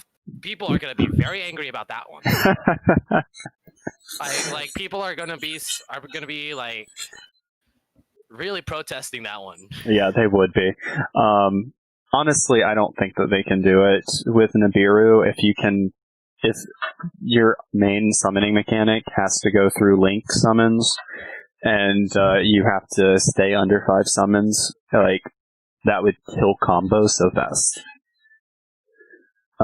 We saw what combo looks like after Nibiru was released. It went from these massive boards down to like IP Masquerena, Test Panther. And that was your turn 1 emptying board. It was pretty pitiful. I know this is off topic, but my friend she's telling me about how she watched the bootlegged Dear Evan Hansen show, and she is being an emotional mess. Oh, the music's so good for that show. I don't know if anybody on here is a Musical Theater fan, but that is an amazing show. The music's so good. The only time that a musical really messed me up emotionally was Hamilton. And In the Heights. Billy Elliot. Billy Elliot for you? The Dear Mama letter. Oh my god. Yeah. That emotionally just like knocked me over. I can see why. They a lot like it's just I think the subtlety kind of just like there's something subtle about it that just like that hits you a lot harder than you expect. Well, I don't care what anybody says. Elton John is an amazing composer. And he really knows how to milk the emotion out of it. That was an amazing show.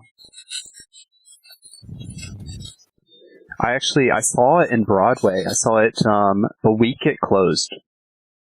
I was like dead set on seeing it, and I got to go the week it closed. Dang. And it was so good. It was so good. When did it? Hold on, I'm gonna look this up. When did it come out, Broad? CRP is saying every time he's about to get emotional, they start singing, and it just ruins it for. It depends on what they sing, though. I mean, let's be honest, dude. Like the Dear Mama and Billy Elliot is just so emotional. Like, you don't even need the context. That song just makes people cry.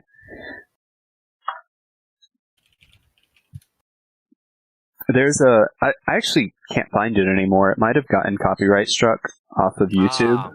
Came out in March 31st, 05, 06. Wait, what? That was just like a random string of numbers. What is you? So it came out in, that's a long time ago, Robert. Billy 05? Elliot? Yeah, it was Yeah. 05. Yeah. Wow. I think it was I think it competed for Best Musical. It was the year after, Wicked won. But yeah, there was a video of the last performance that Kristen Chenoweth and Idina Menzel did on Wicked, and Because I Knew You, they just both broke down crying, sobbing during the song. It was really moving. But like I said, I think it got taken off of YouTube because of copyright strike. Mystic Mine and Test Panther.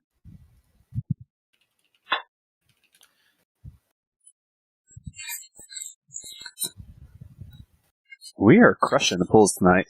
Yeah, you're getting a lot of stuff.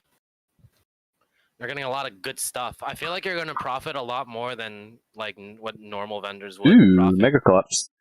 I don't know. off of just a small amount. I've pulled a lot of pots, so that alone I think is definitely going to balance me out. Value for the pots. Hee. Wait, what? Value. Value, yes, value. I'm surprised Value. they're still as valuable as they are. But I pulled a lot of pots, and I actually haven't pulled many Dragoons today. I pulled several yesterday. I think this is where you don't pull a bunch of Dragoons, but I feel like you're gonna pull like a bunch of other good stuff that like ended up Balancing it out. Yeah. Balancing it out. Well, I got so many yesterday, I think I balanced out. But it definitely goes to show you the clumping in this set. Yeah, it does say the clumping. I feel like it's gonna be a lot of clumping issues, and it's gonna suck for some people, and it's gonna be like heaven for others. For me, lately, it was really really awesome for me because especially for dual overload. Oh yeah. Like it's not. People were telling me that like. Yeah, I was extremely lucky to have 6 Verta Anacondas and 5 needle fibers in one case. You were extremely lucky. And a half. So I had half a case, and then the other half. And then, I can't remember how many cases I opened, but I only pulled like 15 needle fibers. Wow. So and I opened several cases. So, I mean, that just goes to show you how broken your pulls were. Yeah, and like... This was a case and a half, so like this wasn't like just one full case. There was another half, and I only pulled 1 needle fiber from that half case. So like, so they all came out of one case. They mostly came out of one case. So I got like 1 Verta Anaconda and 1 needle fiber from the half side of the case, and then Savage Dragon was the rest.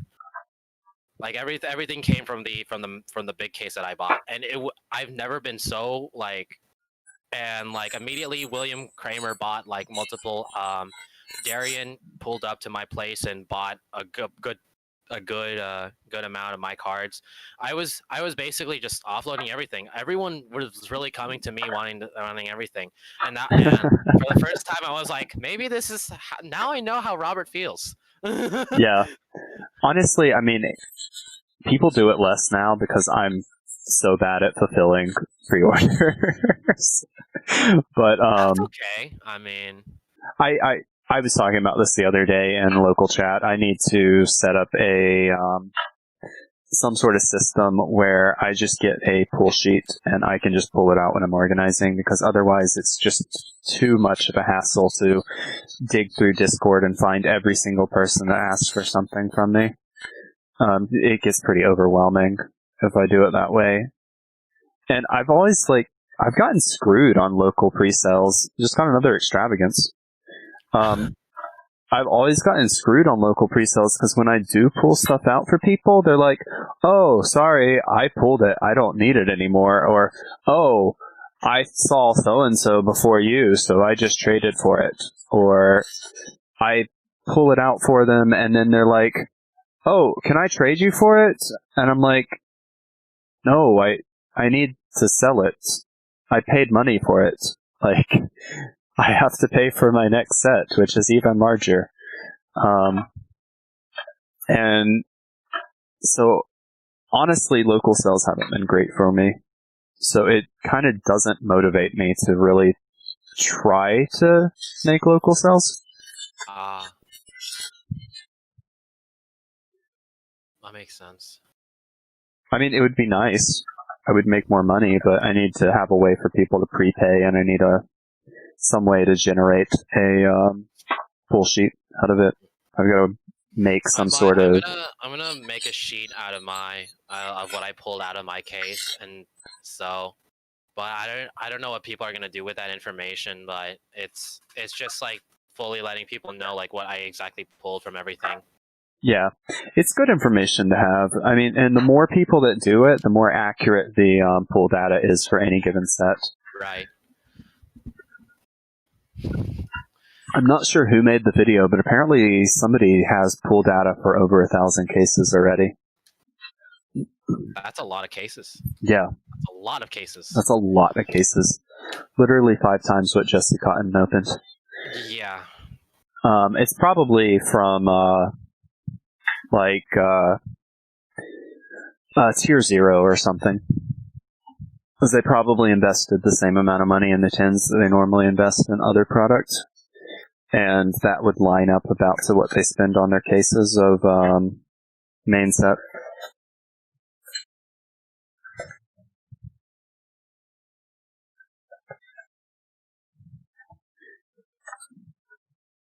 This has actually not been that bad to open. Yeah, this is really nice. When I've opened main sets in the past, it's like mind-numbing. This has actually been somewhat pleasant. Robert becoming a withered husk. I mean, I'm not gonna lie. After day 2 of my big 5K stream, I'm just like,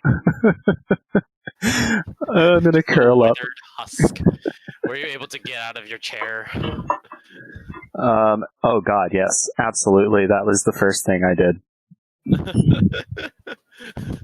Sleep. Yeah, I sleep and then I wake up and then I count everything the next day, and then I'm up till 4 a.m. getting it all listed on TCG Player. Goodness. That's my release schedule.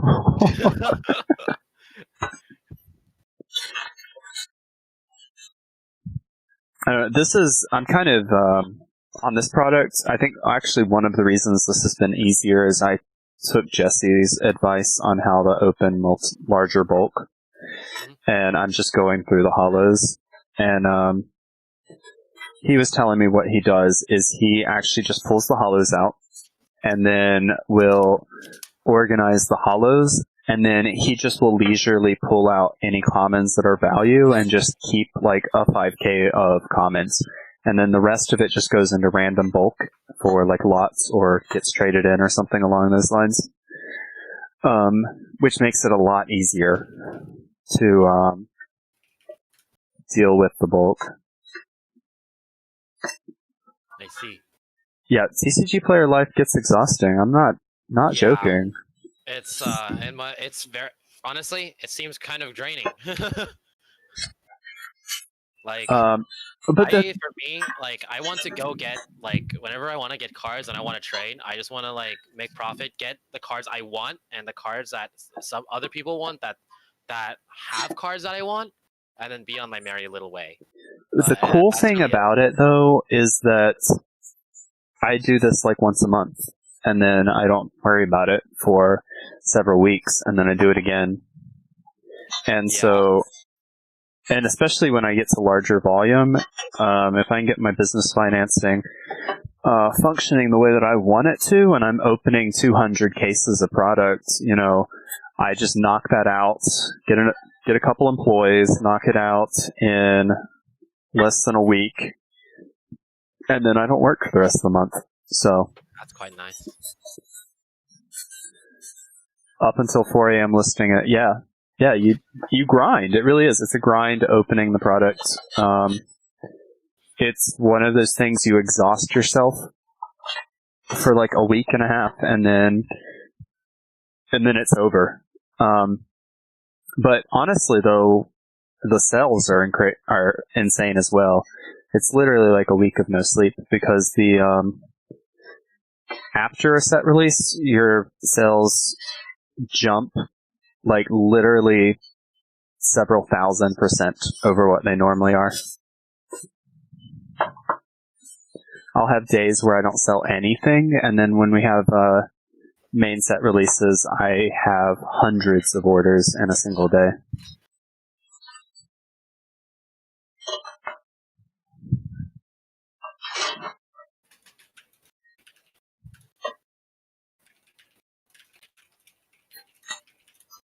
It is cool though. The larger your volume gets, the more tools you have access to, and so it kind of makes it easier. There's a cool tool called Crystal Commerce, and it'll list your sales for you on TCG Player, eBay. I think it can also link with Amazon and a few other sources, and you can even link it to a personal website for your store, and it automatically updates your inventory on all sources. And so you list it once, and it's listed on all these sources, and then you get like one pull sheet at the end, and if it's purchased on one site, it's removed from the others. And it's like a 5-minute update window or something like that, which isn't bad. And so it makes your sales more complete, and it makes it easier to manage everything. But you have to have a pretty high volume to actually afford it. It's like it's like $100 a month for the subscription. So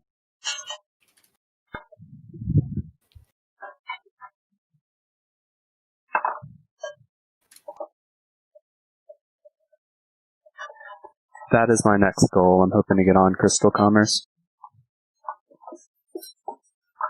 One thing that I really like about these tins is how like the cap of the tin is like not like the last year's tin where it's just kind of like a top Where it's regular smooth. top.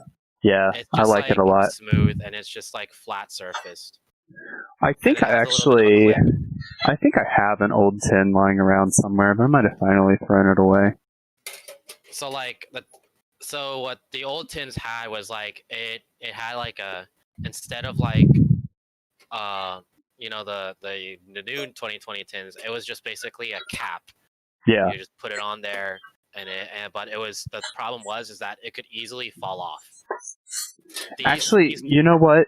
These have, for the most part, been really tight, but I had one case where it was just completely loose. They weren't staying on.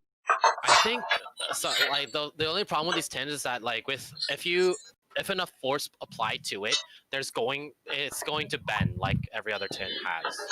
Actually, I have already gotten a few that were bent inside the box. That is unfortunate. Yeah, so they do bend actually pretty easily from what I've seen. But it's still a nice way to hold the cards. Yeah. It's more secure than a cardboard box. Oh, it's definitely better than a Domino's pizza box. What I do like, my favorite part about these tins though, is that they have little ridges at like where you put the top on, and you can see them right there. On. That way, like the cap just doesn't like slowly like fall off after like in your backpack if it's like lying on its side and it's and like there's just you walking and the backpack's bouncing around a little bit, and eventually, you know, the cap is gonna fall off. But the clips, there's little ridges to like clip it on. You know, And if you, it is a nice improvement, but I'm not going to lie. I have some of the OG tins that I carried cards in for literally decades, and the tops just stayed on. yeah, the tops stay on like they stay on, and they're like glue. Yeah, the really old OG ones, like I think they sized them a little smaller than the body, so you actually had to like push them on hard, and they stay.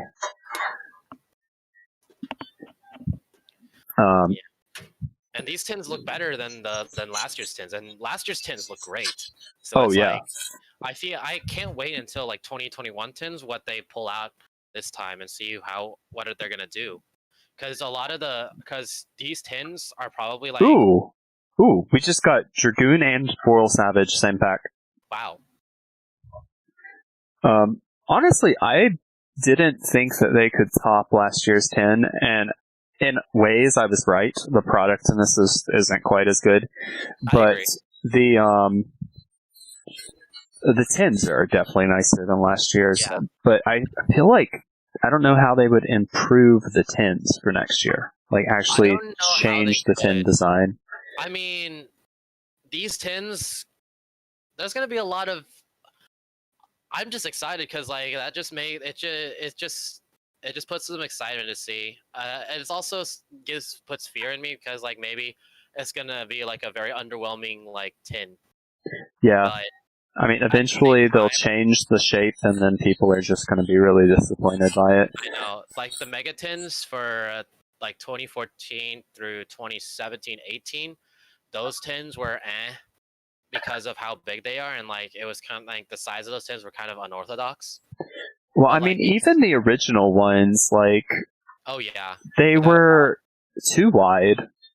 They so you could fit like a row of cards, and then you had to fit 2 rows of cards alongside that row, central row of cards, and then the cards that were in the corner over here that you had stacked, the corner of the outside card just inevitably got damaged on the bevel of the tin, and so you had to put like a cheap card there, because it was going to get damaged, and it was just kind of poorly designed. Like, empty sleeves there, and even then, like you're still risking it. Ooh, we got Psychic Wielder and Infinisract Riverstormer and a Test Panther. Ooh. But yeah, I mean, even these, though, they've got the curved sides, so there's still a risk of damage on the sides. But then how did they kind of fix that? If they make a sharp edge, then cards get caught in the sharp edge. So it's kind of a difficult solution when you're dealing with tins. They've never been my favorite storage method.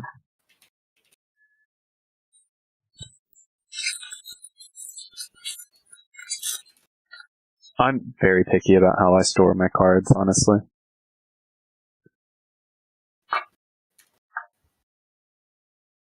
The binders that are made for cards, actual card storage binders that have the 9 sheets, or some of them have 12 card sheets inside of them, I hate those.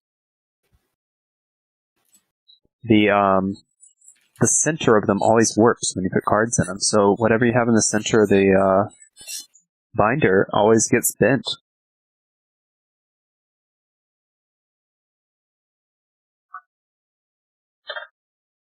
Oh, nothing good on that one. Yeah, but these tins are perfect sized. I wish they keep putting these tins these sizes, because they're extremely awesome. I really like these tins. You know, I think it's actually probably a result of listening to players. It just took them 14 years to actually respond to it. Just almost a decade and a half. I mean, casually. Yeah. Actually, probably longer. Probably 15 or 16. It's... Wait, when was Yu-Gi-Oh! Released? 2003? 2002. 2002. So, yeah, it only took them 17 years. Yeah. No big deal. But, It is definitely an improvement on what they used to make.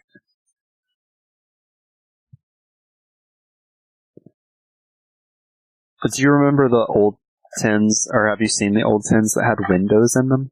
Yeah, I have one of the windows. Those were the worst because the cards get caught on the window.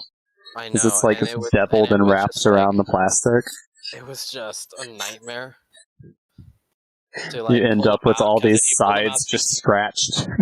I know, and like if you tried pulling out pulling them out like a little too hard, you might rip the card, and boom, the card's just unplayable. Just got a Phantasmea, Romulus, and a Harvester. Ooh. Very nice. Very nice, very nice.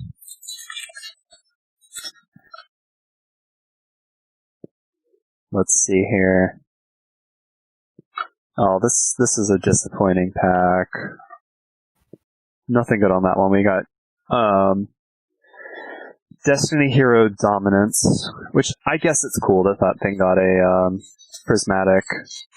Heroes is always a favorite, but I could have done without it. Either way, you've been pulling quite broken actually still for the this other half. Yeah, I've got a Signet mining for this one. That's not bad, but that's the best card in the pack, I think.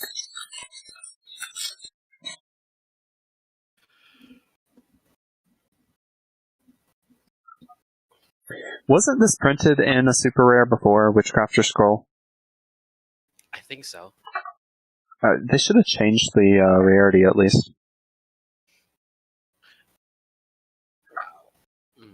Actually, I think what Konami could do is now like, given that they should bring in they should make like a 5Ds Megatin and put the Crimson dragon marks on the tins. You know, I kind of feel like what they're gonna do is go through the history of the series with Megatins. They're gonna go to GX then first. Well, so the first tin was the first Gold's tin was the Gold Sark. Yeah. And then this one is the Millennium Puzzle on the side. And then I think what they're doing is actually going through the history of the initial series. I think they're going to do another Millennium item next time because the Gold Sark is where the puzzle came from. So they're like going through the first series, but through the Millennium items. If that makes sense. Because the Gold Sark's kind of the start of it all. Nice. Yeah, the Gold Sark is the originator. It also broke Thunder Dragons. Ooh, we got a Masquerena. Masquerena! But yeah, I think that's honestly kind of a sensible thing that they're going to end up doing. I don't know when you left, CRP. I don't know if anything interesting happened. We just got an IP Masquerena. I actually had a couple not so great packs back to back, and then we got that Masquerena to kind of make up for it. Yeah. See, like whenever I open the Megatin with like my friend and her little baby brothers, and like the pot of extravagance that the kid pulled was like this my saving grace. Mystic Mine, Dark Dragoon, and Witch's Strike in one pack. And honestly, I'm not disappointed with Marincess Blue Tang just because that secret was so difficult to pull. Really? I have a Blue Tang. I did not complete a playset with all of my cases. Really? Yeah, I think I just got clumped out of it, honestly. Oh, no. I had bad luck on it. But I kind of resent the card for being so difficult for me to get it, so when I see one, I'm like, oh, it's a Blue Tang. Yay! Simple joys. So, whenever I went to YCS Forward, that was during Rising Rampage, I think. He was, Cross Crusadia? And immediately somebody wanted to buy it off of me. and then I never pulled anything that good ever again, and then I got the dual overload. And Wait, I pulled absolutely beautifully and Cross Crusader. I thought you were, Extra Hero Cross Crusader, yes. I was confused. I was like, what's a Cross Crusader? I don't know that card. But yeah, it's common. CRP.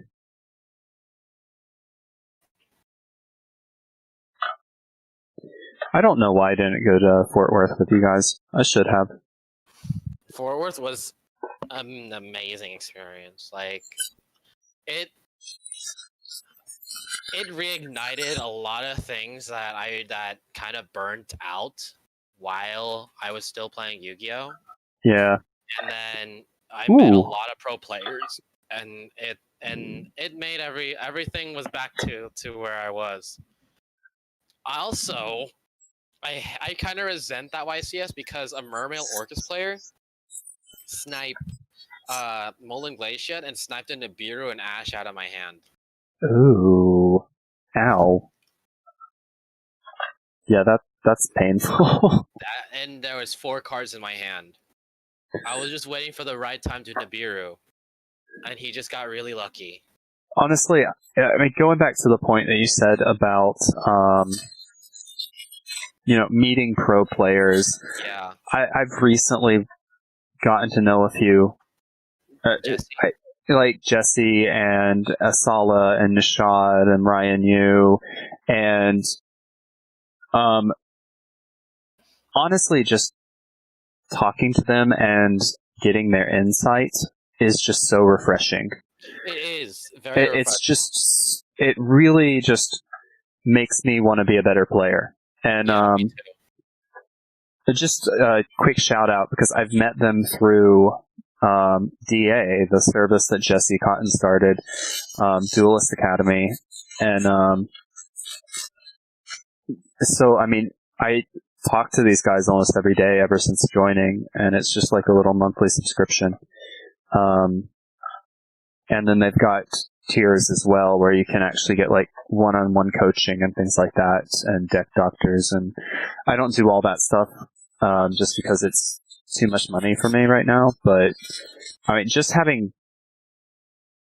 to know them is just really refreshing and really reinvigorates my desire to be a good player and learn the game. And the conversations on there get so deep sometimes with some of the strategies. Yes, you just requires really a lot. feel like you're learning just by being there. I mean, like, being surrounded by those players already makes me want to be a better player, and like really makes me want to like work very hard. And the fact that they like some of them just respected like me playing a certain a deck that wasn't strong, like that strong. Like, for example, like they're like, oh, you can try this and maybe it could work and blah blah blah. They still help me. And Yeah. the fact that I want to win with this deck and they support that is already like one of the most awesome things that you can do. Ooh, Savage Dragon. It's not really toxic. No, it's not a toxic environment at all. And I think part of it, though, people pay to be there. Mm-hmm. So you don't pay to be toxic. If you want to go troll something, you just go find Reddit post and like... And start poop posting. Yeah, exactly. Like, it's an entirely different environment. Or you go find an archetype server. And then be dead serious, and you're still just pooping.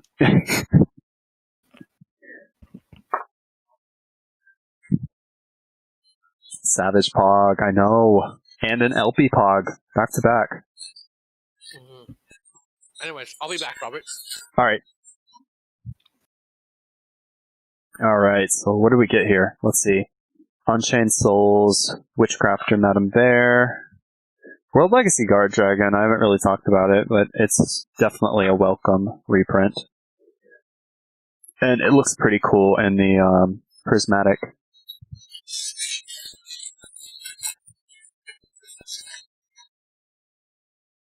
And more World Legacy. Let's see. Alright. Warlord X-Charge Dragon. And Mystic Mine. Nice. I've been getting quite a few of those. I wish they were just a little bit more money so I could be flipping some more money on the investment.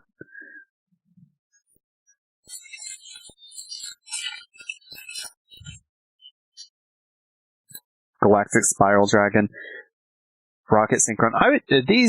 Both of these cards definitely could have gotten higher rarity printings. Same with the Tenyis. They dropped the rarity on the Tenyis, and they definitely could have given them rarity boost. Ooh, Dragoon and Witch's Strike for my Ultras. Nice.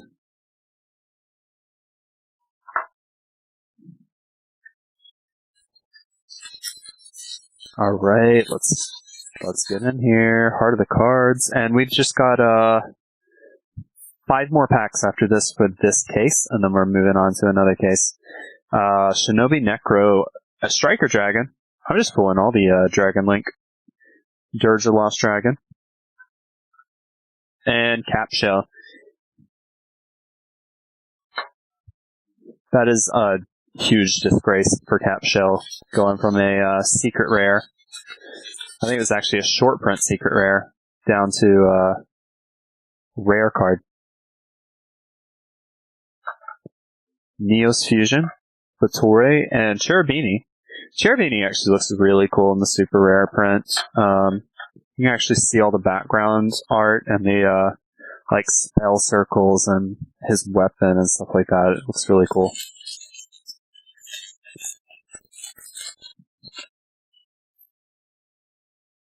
And what do we have here? So, Evil Eye, Marincus, Crackdown. Harvester is probably the best card in that pack. And one more 10 to go.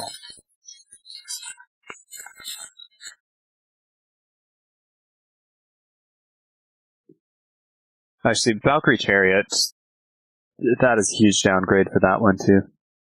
Dinos. Wait, would Beat Raptor even kind of work in Dinos? You know what, when Josh gets back on Discord, he would definitely be able to tell you more about that. He has been playing Dinos for like 3 years straight. I actually haven't known him to play a deck other than Dinos.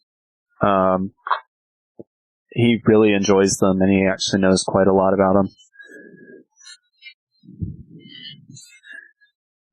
Alright. 2 more packs from this case.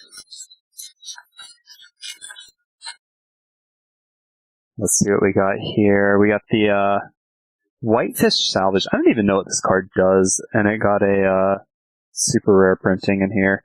You can target one fish monster in your graveyard, add it to your hand. You can only use this effect of Whitefish Salvage once per turn.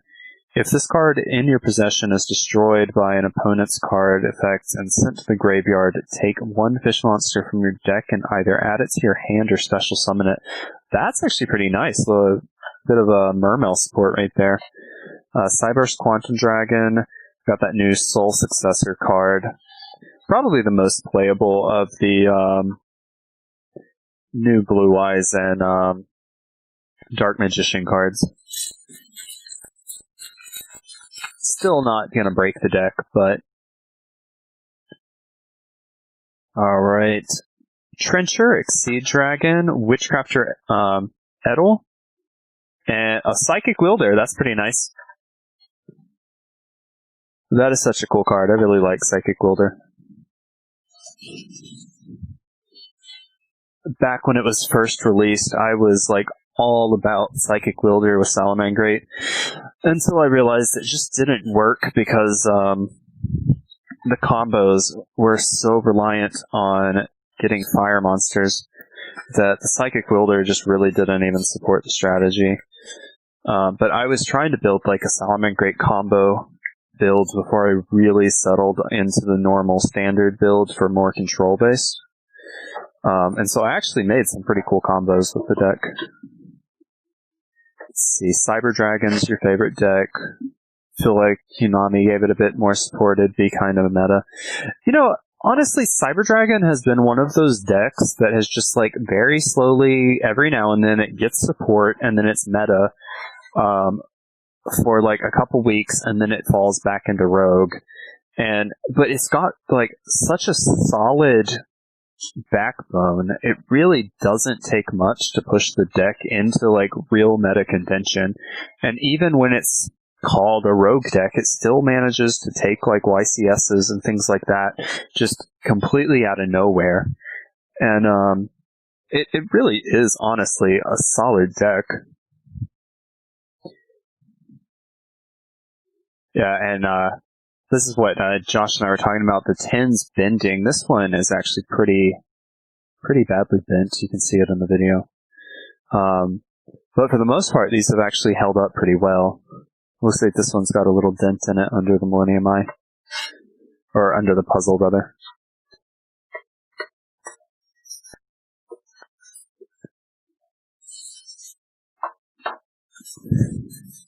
I have a Cyber Dragon deck, a Cyber Dragon Orcus deck, and a Cyber Dragon Numeron deck. That's a lot. All right, do you have the playsets for all of them? You like swap them out?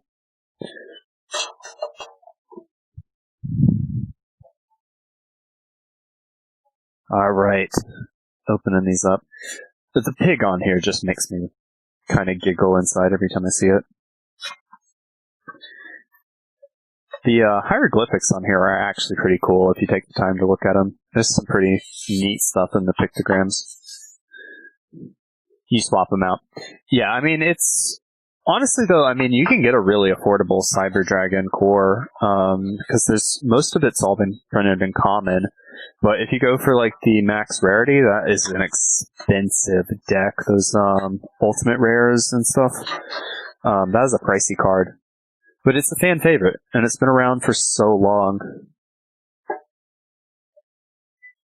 That's one of those decks that actually I cracked out the original printings when I was playing it, when it got the Cybernetic Revolution. I'm one of those weird people. I don't necessarily like playing the max rarity, but playing the oldest version of the card just because it's a different type of flex. It's like, look at my $15 or 15-year-old card.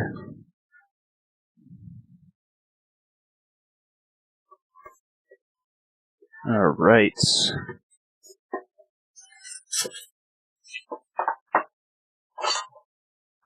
Yeah, if you haven't actually gotten a chance to get your hand on this product yet, I would definitely recommend picking one up from your locals or finding one in a store somewhere. Yeah, old rarity. I feel the same way. Like, as awesome as the ultimate rare Cyber Dragon is, just pulling out that old super rare is just so cool to me, because like, how many people that are playing were actually playing when that thing came out and pulled it from a pack like I did. And it's cool, like, also just being a legacy player like that. Like when Smoke Grenade came out, I was going through my cards. I'm like, oh, cool, that's $33 right there. And you're staring at a common card. And it's just like, well, I don't have to spend that money. And so it's really nice. One of my big goals for collecting as a personal collector is to get like 3 copies of every card that's ever been printed. It's a very lofty goal. I'd like 3 copies of every printing of every card ever printed. Which will probably never happen. There's a couple cards that there's literally only a few copies in the world, but it's kind of like my life goal as a collector. And becoming a vendor's really helped me with that goal, because it's so much easier for me to just have a playset of everything new now. Yeah, gotta catch them all. I mean, that's really my mentality with it. I've been a lifelong collector, though. I have a huge Star Wars collection. I have a huge comic book collection. I'm actually trying to liquidate some of that stuff so that I can invest it into this. Because this is actually... Oh, that's interesting. The packs weren't facing the same way in the tin. One of them was upside down. It's something I just want to liquidate all that stuff so I can invest it into this, because this is becoming more of a business than merely a collection, and running the business actually helps the collection. So But I gotta say, it makes me just so bittersweet when I have to sell something like a Starlight, or let's see, why is my phone doing that? And like when I sold the 10,000 Dragon, that was really just painful. But at the same time, it was just really nice that I got to pull it. Just pulling it was so fun, and then turning around and selling it. While it's bittersweet because I don't get to keep it for my collection, it just funds my collection so much further, keeping me going and keeping the collection growing in the long run.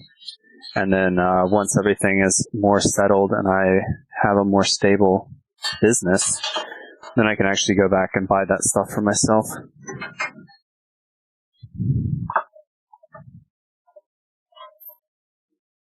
Yeah, with the Gotta Catch 'Em All, I am such a Pokemon addict. I don't know about you guys, but like I drop everything when a new Pokemon video game comes out. I will just play for like a week straight and do nothing else, just so I can like complete my Pokedex and like get the game going and get everything like transferred up. That's another thing. Like I've got so many old legacy things. Like I've got things I transferred all the way from Red or Yellow, and I still have them like in my Pokemon bank and my Pokemon home.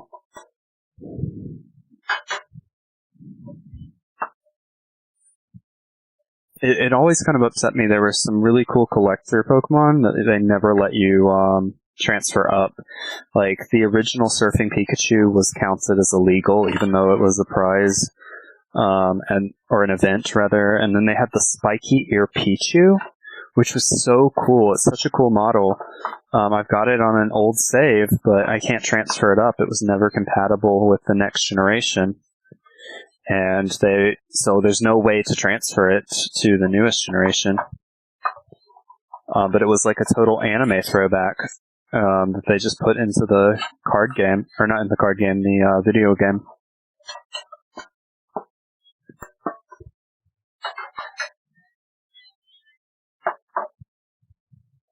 I always like having the unusual copies of things, or the unusual variants for, I mean, even like for video game items. But especially when it comes to like trading cards and stuff, like misprints are my bae.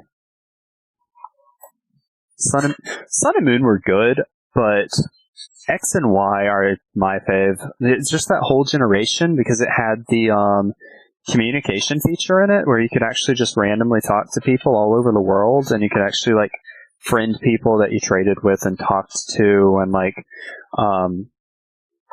it's unusual in a game like that to be able to do that. And I made some really good friends from like all over the place. And when they didn't bring that feature back, I was so disappointed. It kind of ruined Sun and Moon for me because I was so looking forward to seeing it in the new games. But at the same time, I understand why they got rid of it. It's Nintendo, and just having that open Discord for a kid's game is kind of iffy. But I mean, they had such strong parental controls on it. Like you couldn't even use the feature without first setting up parental controls. And then you had to, after setting up the parental controls, you had to set it up to allow for it. It seemed like it was made where it was pretty safe for everybody that was playing. Yeah, the Alola Pokemon were really awesome. I mean, that was the first generation with just like all those regional variants, like Alolan Vulpix. I love Alolan Vulpix. It's so cute. And then just, I don't know, something about Alolan Vulpix, really loved it. And then the Psychic Pichu was just, or not Psychic Pichu, Psychic Raichu was really awesome as well. Some of those variants are just really awesome. And then seeing that they followed it up with similar variants for the newest games was really cool as well. Why am I drawing a blank? I can't even think of what the new ones are called. and I've spent probably 100 hours playing that game. Yeah, what is that game called?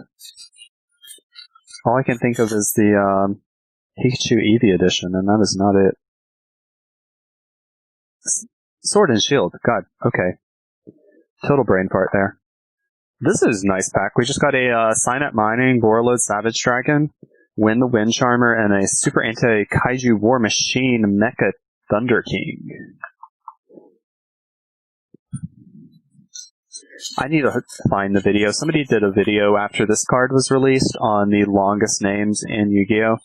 And they actually, I think they data mined the longest names out of like the TCG player inventory and compiled a list with all the longest names. I think Gizmek Orochi, Serpatron Sky Slasher was on there too.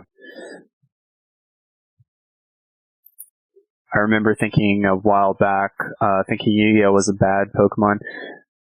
You know, honestly, I played Pokemon before I played Yu-Gi-Oh! I've talked about this in the stream before. I played Magic, and then my entire Magic collection got stolen, and then I started playing Pokemon. And I played Pokemon all through middle school, and I just really loved it. And then Yu-Gi-Oh! Came out my second year of high school, or I guess it was my second semester of high school. And at first, I wasn't entirely sold on it. My first game I played was literally the week that the starter decks came out, and my friend had already basically collected the entirety of LOB, and so I played him, and he won his first game, won the game against me by drawing into Exodia, and I just thought it was just so cheap. And but then I actually started like getting into the anime. I'd actually already been into the anime. I'd been watching it since it started, and I just kind of fell in love with it and started playing the game. This is a nice pack. We got a Omni Dragon Brotar, Magicalized Fusion, Signet Mining. Power creep is better than set rotation, in my opinion. What do you mean by that?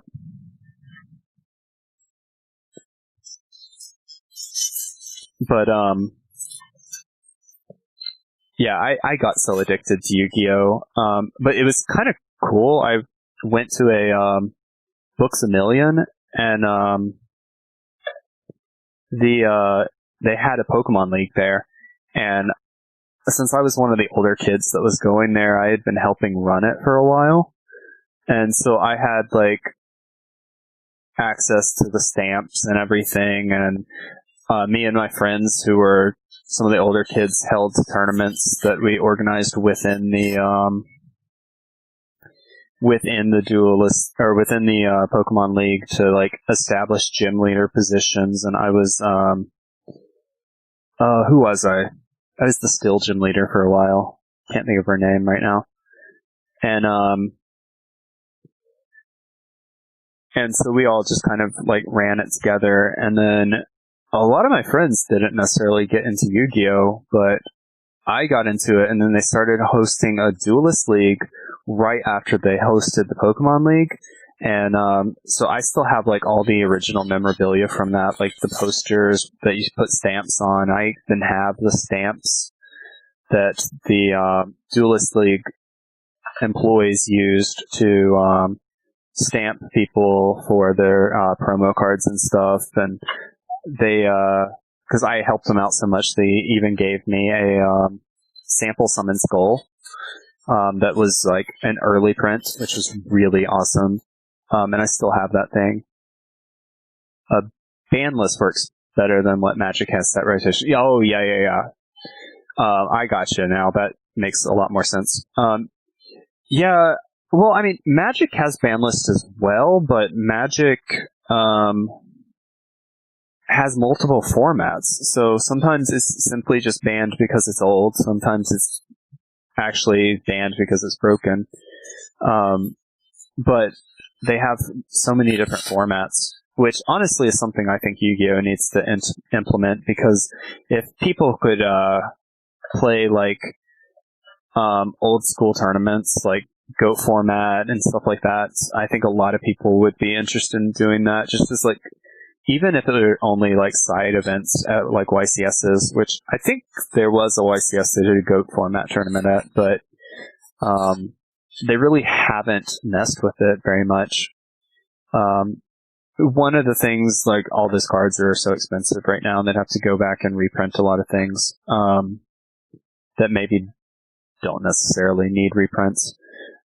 But a lot of the stuff that was really useful in GOAT format is still useful today, so it's gotten reprints, like Mystic Tomato and stuff. The addition of Rush Duels. Yeah, the speed duels. Honestly, yeah, it really kind of does, but and it's getting reprints for a lot of cards that haven't gotten reprints before. The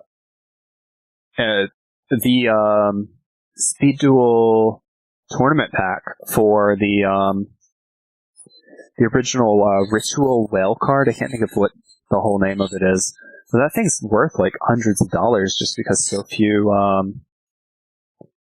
OTSs have adopted Speed Duel tournaments. That it's actually made the tournament packs like ridiculously rare. But it's really cool just seeing some of that stuff get reprinted and getting actual play again. But I mean, it still doesn't meet the fix for the original, because you still have like different. Oh, not speed duels, rush duels, yeah. I don't know as much about rush duels as I do about speed duels. Can you elaborate a little bit? But, yeah, I mean, it is kind of cool getting to see some of that stuff come back. World Legacy Monstrosity, we got another, Super Anti-Kaiju.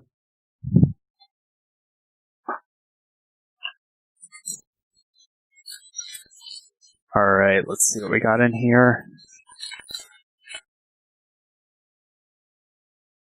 Yeah, I haven't played the Rush Duels at all.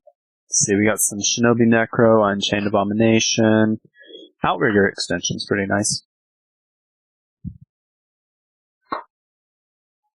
Pretty sure it's one of the lower price cards, but it's one of the cards I think that's really gonna sell.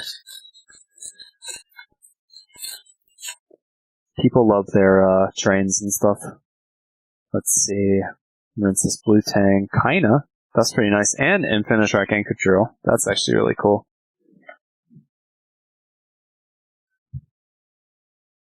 Let me see. What does this Strength and Unity actually do? I can't remember off the top of my head.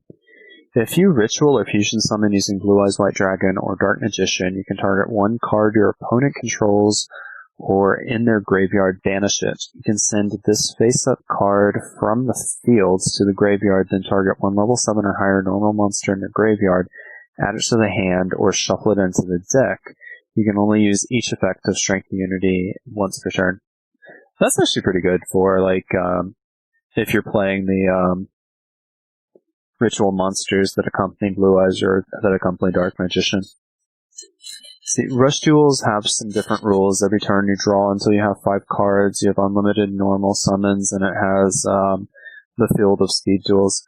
Have they actually done official events with it? That sounds pretty interesting. I could see... Oh, we just got Dragoon. Nice. I could definitely see filling your hand to 5 becoming pretty degenerate, and having unlimited normal summons being pretty degenerate. If the field of cards grows to a certain point. I mean, I'm just thinking about, like, even old school Yu-Gi-Oh! Just being able to dump, like, Blue Eyes White Dragon your first turn, that's pretty broken right there. And if you were playing something like an Exodia deck and actually had enough stall on fields to fuel it, that would be pretty broken too, because you would literally draw your entire deck in a few turns.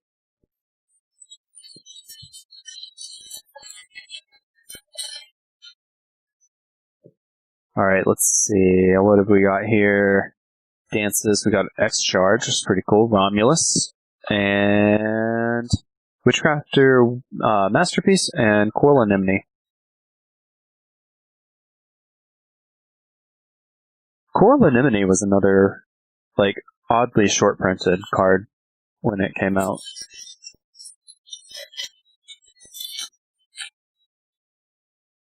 Hyper Psychic Riser. Let's see. I didn't actually realize this had a common slot, the Sunlight Wolf. Let's see. Test Panther, FA Shining Star GT. Ooh, IP Masquerena, nice. And Brotar. Pog Pack.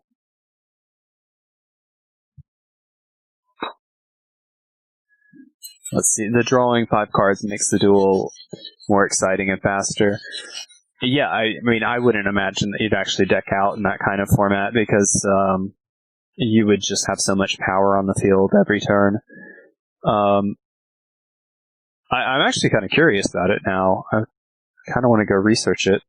Oh, Cynet Mining and Appaloosa, same pack, and a Subterra Guru for a super. Really nice pack. 2 Pogs in a row.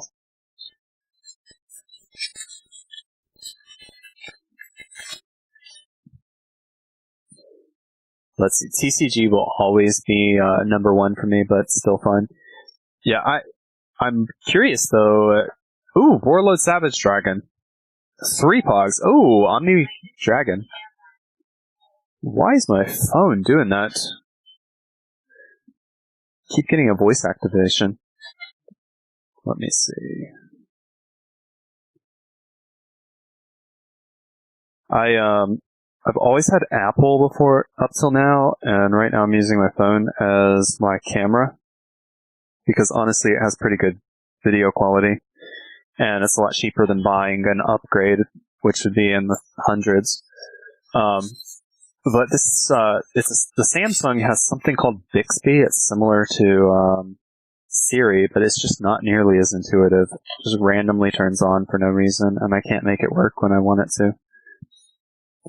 But yeah, no, back to what I was saying. I'm curious about, with the Rush Jewels, what the limits on cards are. It has to have a limit on the, extra deck or a limit on, the cards in the format because, oh, that is so pog. Appaloosa and Masquerena. Otherwise, you would just have unbreakable boards turn 1. Like, absolutely nothing to stop you.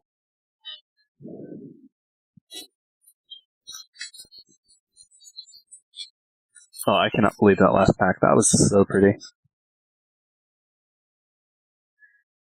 Yeah, TCG is definitely my number 1. The speed duels are fun, but I don't know. I just couldn't really ever get behind them.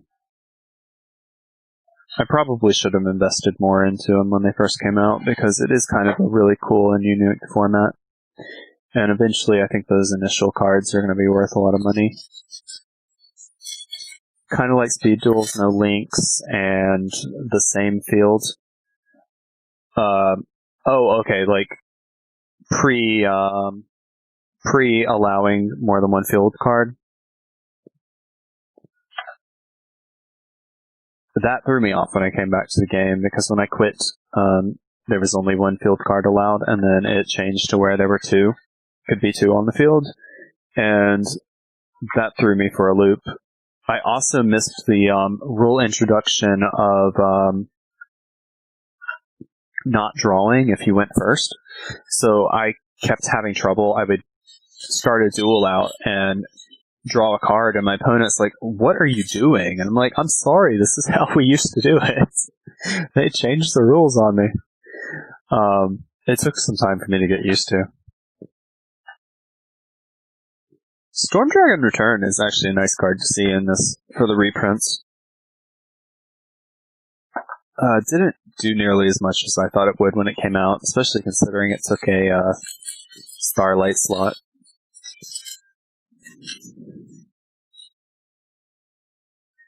So, do they actually have any sanctions for Speed Duel, or not Speed Duels, for Rush Duels, or is this kind of the format that has been invented by the community? I've heard people talk about it, but I never really looked into it. I wasn't really sure what all it was about. See, I'm not too sure if the normal summoning thing on Rush Duels is kind of like Pendulum Summoning, or just unlimited.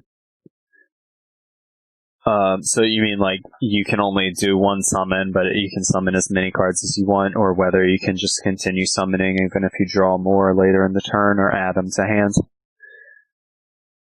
I don't know. If you could just unlimited summon, that seems really broken. If you're just summoning out of your hand on one summon, I don't know. It seems like you'd have to be able to summon more than once out of hand, or else you would still be stuck with things like the level 5s and level 8s. You'd still be restricted to summoning those on your second or third turn. It wouldn't really speed much up, other than the fact that it'd kind of just be he who gets the biggest body on board gets to summon bigger bodies on board, which is kind of like how old Yu-Gi-Oh! Was played, honestly. But there's so many broken cards in the format, like Raigeki and Dark Hole, and just running amok, and so people could get over those big bodies pretty easily.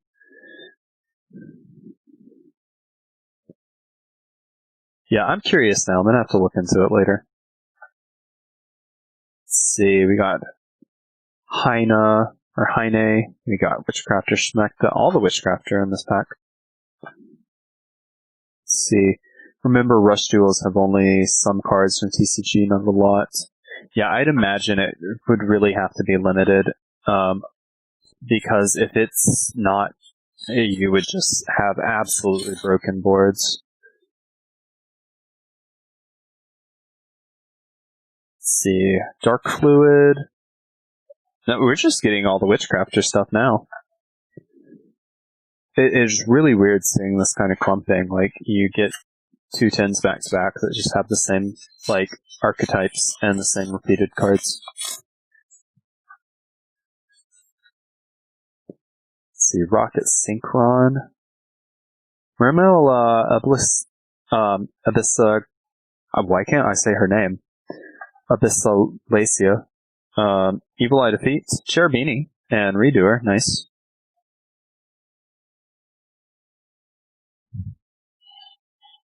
Let's see. The card designs for Rush Duels are so cool. So this is an official product, or is this... Oh, you know what? I have seen the Rush Duel cards. I know exactly what you're talking about. They've got the really squared borders and stuff. It's not actually an official product, though, is it? Or is it something that's being produced in OCG but not TCG? Let's see. Overburst, World Legacy Monstrosity, Gizmek Orochi, nice, and Outrigger extension. It is an official product. I'm gonna have to look into this then. I haven't actually seen it for order. So is it actually being produced in the TCG? Or is it being produced in OCG?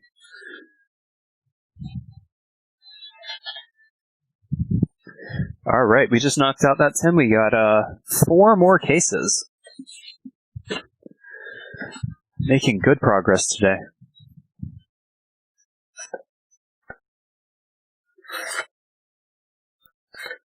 Alright, let's get in here.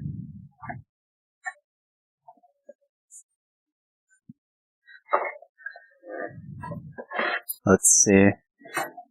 Actually, not completely sure. Definitely not on TCG though. Yeah, because I've not seen it on any of my distributors or anything. Like, I couldn't imagine that it's actually TCG produced. But the cards I've seen are printed in English, so I don't know if those are English OCG or if it's produced by somebody else.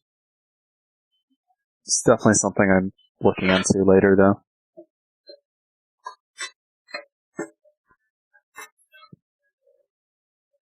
Yeah, I had been seeing pictures of those cards, and I was thinking that they were like Oricas, because the borders and everything are so different from normal Yu-Gi-Oh cards.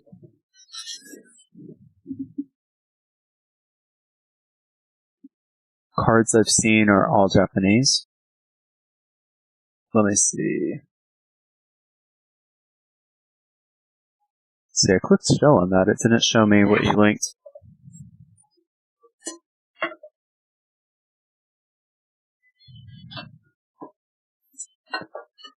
Alright, let's see here. We've got all the 10s here. I honestly have no idea what I'm going to do with all these 10s.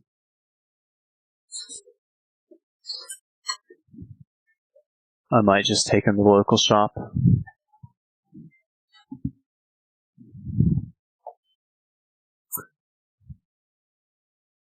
See, it didn't leak anything. Oh, just because you said Japanese. That's kind of weird. Let me see.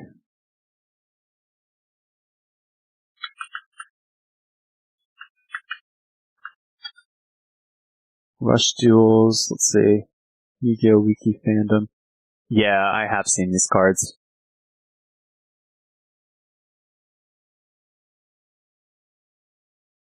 Let's see, Japanese, 1-up. Oh, it looks like it's actually a pretty short list of cards. Let's see, so, alright, yeah, there's a monster card and a spell card on the screen. Yeah, these are in Japanese. Let's see. There was a search for, Rush Duels TCG.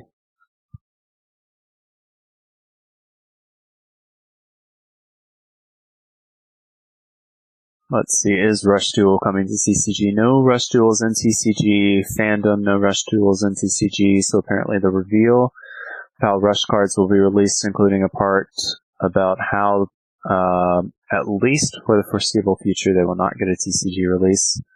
And that was posted in January 2020.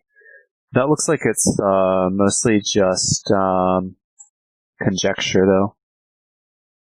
And yeah, this is comparing it to the TCG's speed duels. Oh, there's a good picture of a card.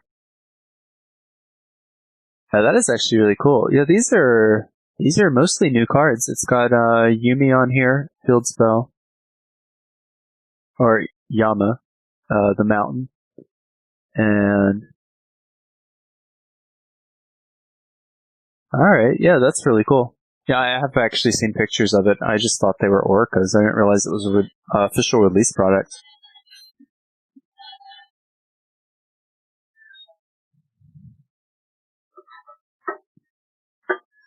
Alright, let's get in here. We are almost done.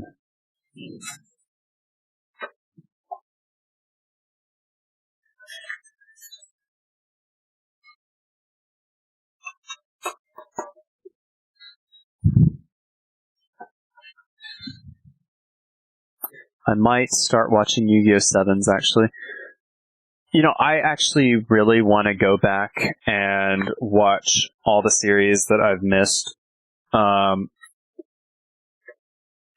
Partly just because there's a lot of the series I never saw, but also due to the fact that there's a lot of strategies that I never saw played in the anime, and they end up getting released in the TCG, and like legendary duelist sets and stuff like that, and it's cool to at least see how that stuff functions. And then, even though it doesn't necessarily translate to the TCG cards, it at least gives you an idea as to what to expect on some of the stuff. It'd give me a better idea what to expect with the new like legendary duelist set stuff. But also, I've been playing the Link Evolution, and it's really kind of renewed my interest in the anime because it goes through a lot of the story elements. So that's actually really cool. I don't know if you've played the Link Evolution yet. I have it on Switch, so I can just kind of carry it around with me.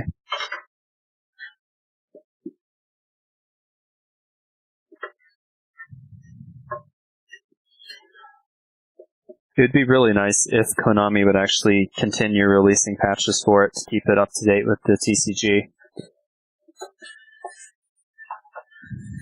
They did patch it the one time, so it got most of Brains on there. but it's still missing a lot of the newest cards.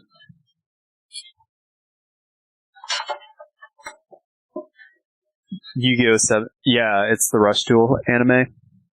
I would imagine with them making an anime for it, it's got to eventually make its way overseas and get the TCG printings. But, I don't think Speed Duel has been printed in OCG, if I'm not mistaken. So, but the video game is over there, I think, because they've done like World Championships on it, so pretty positive it's in OCG.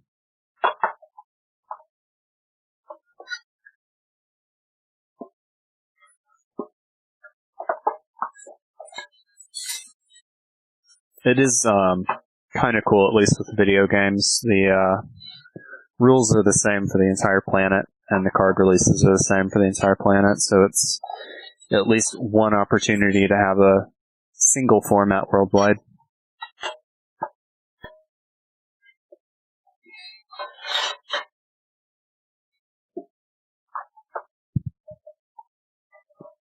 Alright. Making it through. Alright, we've got just about half of these tins for this case open.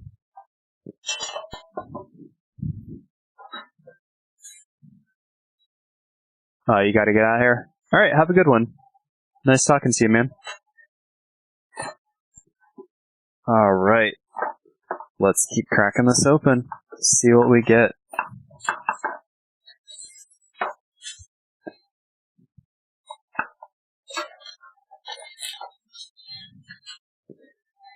As cool as this packaging is, it is kind of slower opening it just because you have to open so many boxes up. Cut through all the plastic wrap. With the booster boxes, you just crack one open and then you've got 24 packs in front of you. This you gotta do 3 at a time. But it's still, it's such beautiful packaging. Don't really mind it.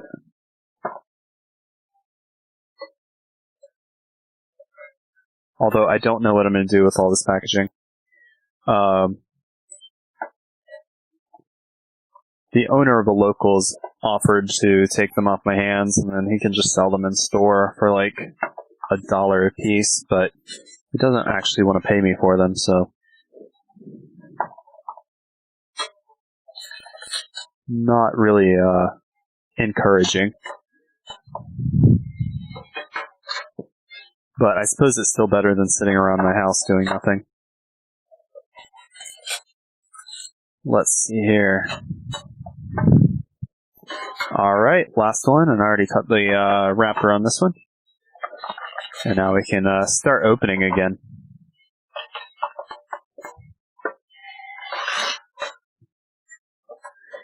I did the same thing last night. I'm just basically building a wall of boxes around me.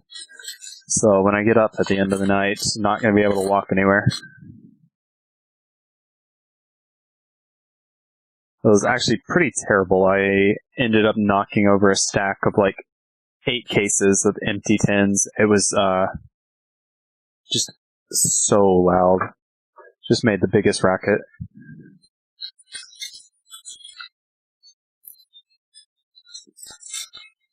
So, I don't know if anybody watching has Apple TV, but I've been watching that new show directed by M. Night Shyamalan, and it is so weird. I think I'm about halfway through the series. And it's... I don't want to really spoil anything for anybody, but it is really bizarre. This woman loses her baby, and then she hires a babysitter, and they have like a doll that she's taking care of,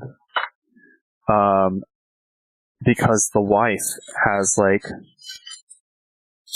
delusions about the baby still being alive, and then the baby comes back to life, or a baby gets stolen and replaced or something. They haven't actually said what happened, but it seems like there's definitely something supernatural going on with this baby doll that's coming to life. But it's not like a Chucky series. I mean, I guess it's what you'd expect from M. Night Shyamalan. All of his movies are weird, so why would his TV show be any different?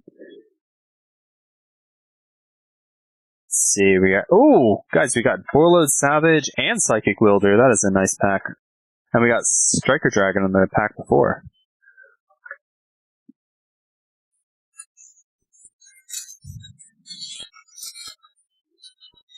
Alright, let's see. Another good series I've been watching, I just started watching C. That is awesome. I'm really loving it with Jason Momoa in it. Look at that IP Masquerade. That is a beautiful card.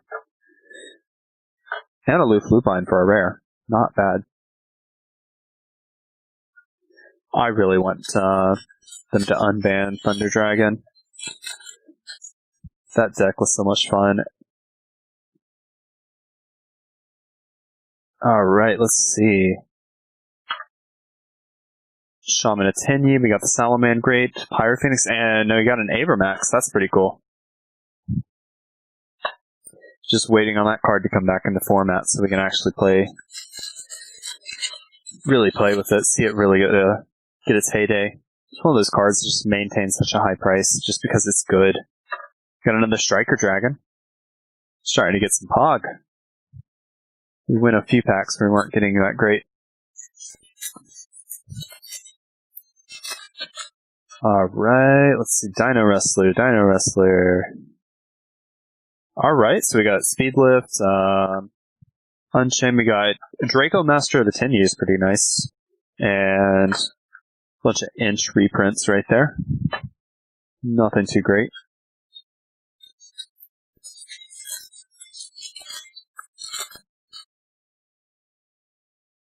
Alright, let's see. Bye Damage. Fireball XC is pretty nice. We got Cyber's Quantum Dragon. And Earth Slicer is actually pretty nice reprint from Inch.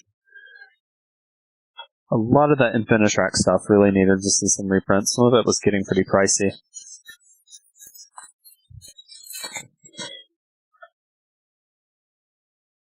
Alright, so we got Unchained Soul of Disaster, Infinitrack Trencher. Another Draco Master Tenyi, starting to see some of the clumping in this case. Peaceful Burial, Memories of Hope. The picture on this always reminds me of the Unknown. I know it's not the same symbols, but it just always reminds me of it in the background there. I think, if I'm not mistaken, I think that's actually the Astral language. Let me see. Alright, so Nightmare Idli Incarnation, Zerial Ruler of Evil Dead, Time Thief Redoer is pretty nice. I really love the new printing of it. It looks so cool with the holo treatment. I don't know why they didn't make those holo in the initial printings. It really deserved to be more than commons. They at least could have given some super slots to it. Cynet Mining and Test Panther, so good supers.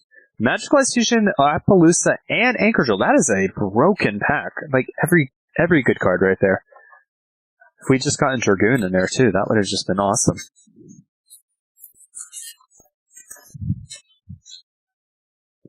Let's see here. Alright.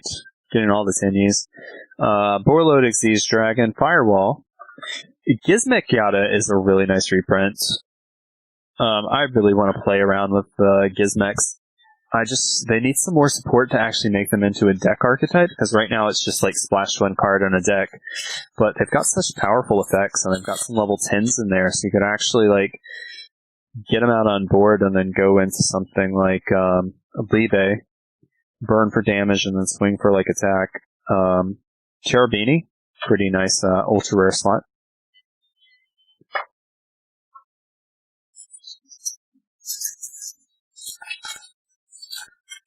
Alrighty. We're almost halfway through this case. We're going pretty fast. Alright, Evil Eye Repose, Idli, and Elpie is pretty nice.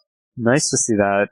Destiny Fusion, one of the nice fusion reprints. We got, let's see. Alright, guys. Marincess Battle Ocean. Marincess, I had such high hopes for that archetype, and then it just did absolutely nothing. Storm Dragon's Return, Outrigger Extension, pretty nice ultras there. Honestly feel like the ultras got the most love in this set. There's so many good ones. The Gizmek Orochi, the Omni Dragon Brotar, you've got the Dragoon in there. The Outrigger Extension is a nice reprint. Signet Mining, though, as super is a really nice way to make that card more accessible. And it actually doesn't look bad as a super.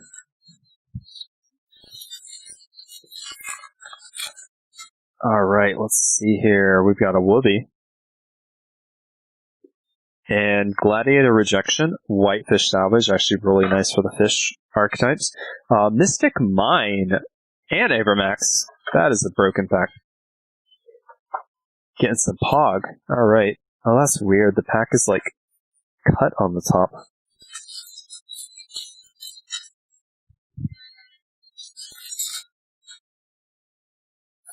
Alright, let's see what we have in here. Winder. I'm so glad these are getting hollows. World Legacy Monstrosity. Spin Turn and Pyrophoenix is a really nice one. Hey there, Moshi. Welcome back.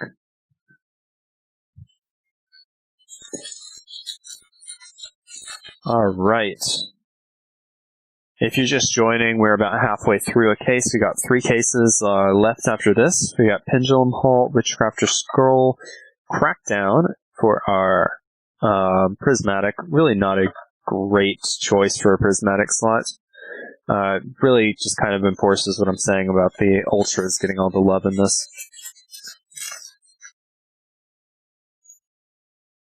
Alright, let's see. Marincess, Test Panther. Oh, IP Masquerena and Dragoon. Very nice. And Win.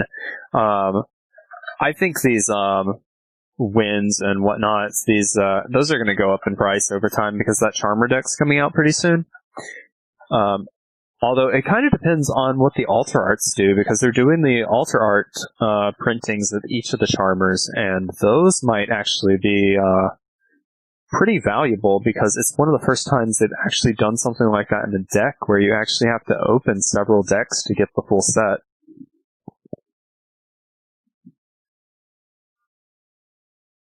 I think, like, there's 5 of the Charmers, if I'm not mistaken, with Alter Arts. So you have to at least open 15 decks, like bare minimum, if you want playsets of each of those Charmer prints. Probably definitely worth buying the singles on that. Draco, Master of the Tenyi. And nothing too great in that pack. 4. Oh, there's 4. Yeah, I couldn't remember if it was 4 or 5. So, okay, you have to open at least 12 decks, like bare minimum, to get them all. And that's if you don't draw duplicates. Borreload Savage Dragon. Very, very nice. And Brotar. I feel like those are just put in the same packs together. I keep drawing them in the same packs. It's just broken. Get like entire decks with nothing, or entire packs with nothing but Dragon Link. Let's see. Marincess, we got Evil Eye. And Pisty. I haven't been seeing too many Pisties and LPs actually. I think I've been seeing a few more LPs than Pisties, but we'll see when I actually get these counted and tallied up. It might be actually completely opposite. Phantasme and Savage. See what I'm talking about? It's just all the dragon stuff all together. And Brotar. Yeah, same pack. It's really just weird. You get this entire just Dragon Link package in a single pack. It seems like the packs themselves are clumped in archetypes. It's just bizarre. I got other packs with just all Witchcrafter in it. Let's see, Beat Raptor. Yeah, I don't know why that got reprinted. Gallic Granite. Oh, Appaloosa, nice. Let's see, 5 cards in the deck pack. One has 5 cards in the deck pack, has one of each Prismatic Charmer and the Master Spiritualist spell. and only one of the Charmers have the variant. Yeah. It's a shame it is a shame that they didn't do all of them. They haven't actually released them all in TCG though, have they? I think they're still working on getting them all released. So maybe they'll get Alter Art in a different way, like maybe a Lost Art or something. Some sort of promo. Gallant Granite again, Cherubini, and Gizmek, so good ultras there.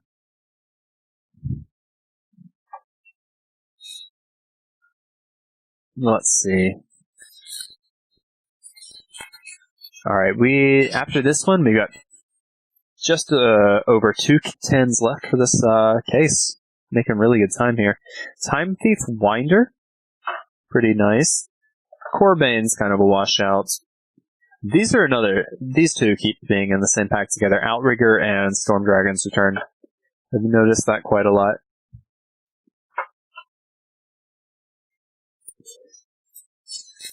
Alright, this is the last pack of the third from the last 10 in this case. Let's see. Alright, bye-bye damage. Firewall Exceed. Cyber's Quantum Dragon's pretty nice. Secta and Earth Slicer. Let's see, either way, I just finished my own case opening. I'm quite content with one of each Chase Guards and 2 Dragoons. Nice! That's actually really good. I've seen some people pulling some pretty crazy cases. I've gotten a couple that I just thought were insane, and then some I thought were a lot more lackluster. Signet Mining, Neos Fusion, Starly's Secret. I was pulling pretty broken the first day. I think I haven't been pulling quite as broken today, but still had some really nice cases on here. So when you say you got one of each of the chase cards, you mean you got an Appaloosa, you got a Phantasme probably, you got the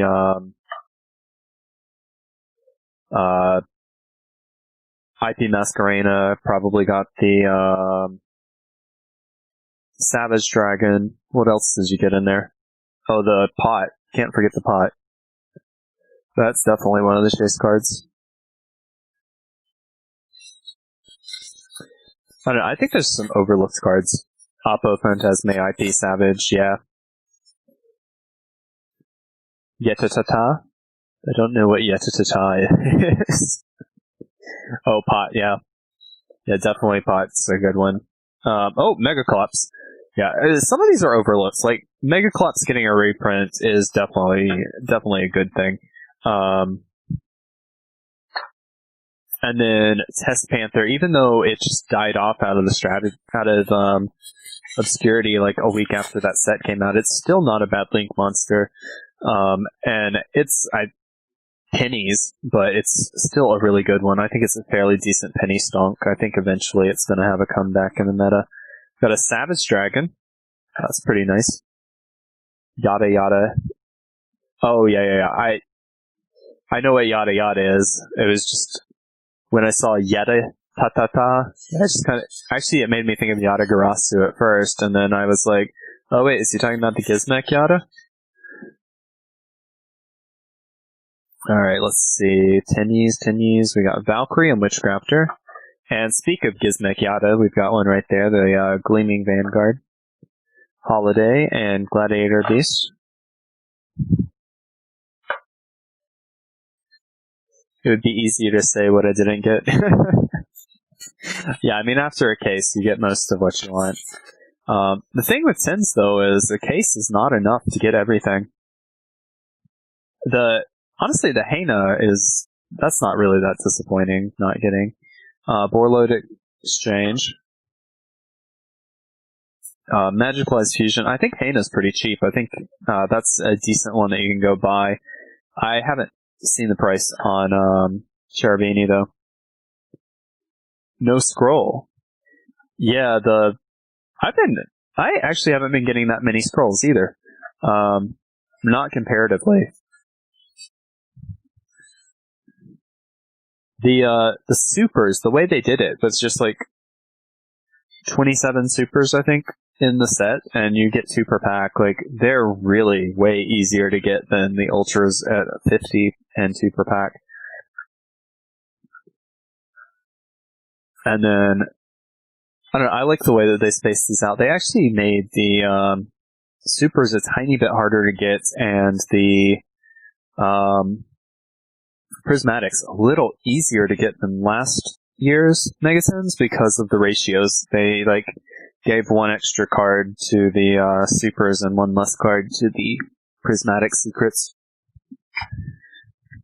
Or it might have even been 2. I can't remember exactly.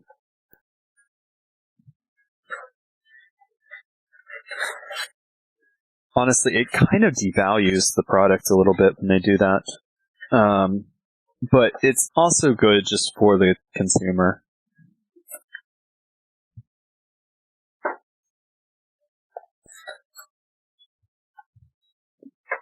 Alright, so we gotta get this one unpacked, and then we've got 2 more cases after this, and then we are done. We are making really good time. Let's see, it is 11 o'clock here. I will probably be finishing up around midnight till 1.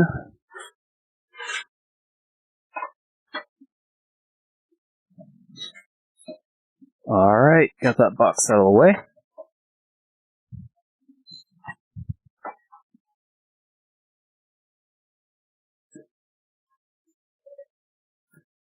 Yeah, I carried out all the boxes that I opened yesterday, and I basically just have a wall in my garage of empty tins.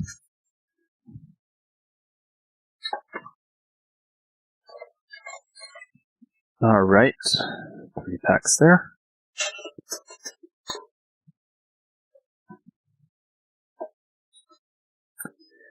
Alright, let's see. Yeah, so I was talking about some of the Apple stuff I've been watching lately. I got the Apple Plus subscription, or Apple TV Plus subscription. It's really nice. Yeah, tins do make for nice bulk storage. Honestly, it's kind of cool for bulk just because, for actually getting bulk as well, because it's basically all the good commons out of the past, the previous year's main sets, and so you end up with just a bunch of good commons. And as a vendor, just getting this much bulk also is really nice. But honestly, the fact that they made more holos in here is actually kind of cool because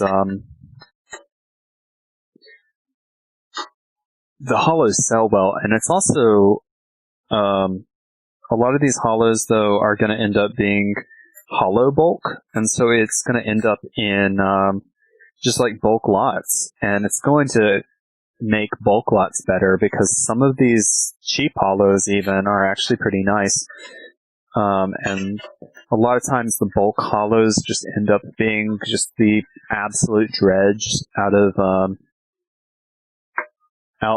the deck builder sets, and there's actually quite a few cheap holos in this set that are gonna probably just end up in bulk lots.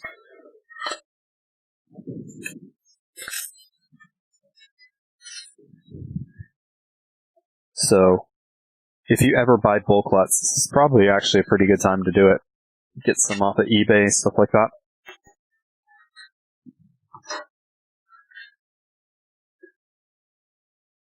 And definitely a lot are going to turn up, too, because you've got vendors opening 1,000 tins. 1,000 cases of tins, rather.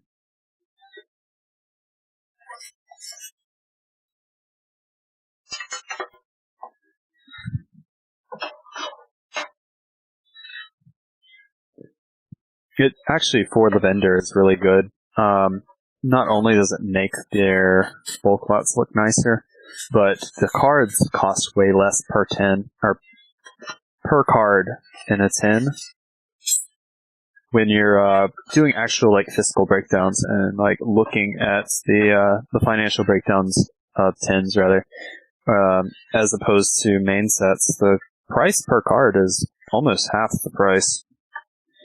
And then you have a tin like this that's so rich with hollow foils, and the price is less per hollow foil. You end up with a lot of really nice bulk. Let's see. I can't even imagine the time it would take to open more than 2 cases. Yeah, honestly, I mean, I don't know how people open 1,000 cases of anything. That just blows my mind. I mean, I've been doing this for, I think by the time I finish, I'll be right under 10 hours for 2 cases. So, yeah, I mean, that's kind of crazy. But part of the thing, too, a lot of those vendors, they order so much that they get priority ordering from their distributors, and their distributors get them the stuff so early, and they start cracking it open early. And then by the time they've got the set out, it's out. And they've got all of their pre-sales listed, and then anything that they didn't account for is listed the week of release. And that's how they're actually able to make the money on this product.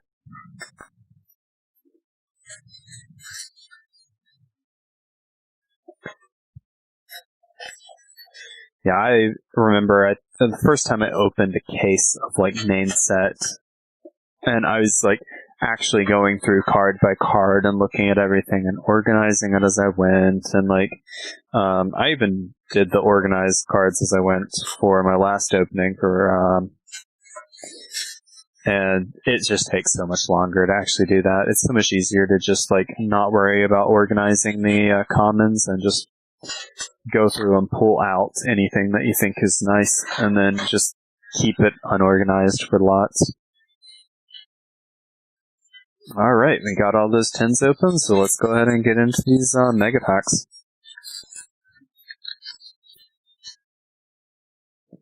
I've got to say, though, opening this product, even though it's been nice to open, Borreload, nice.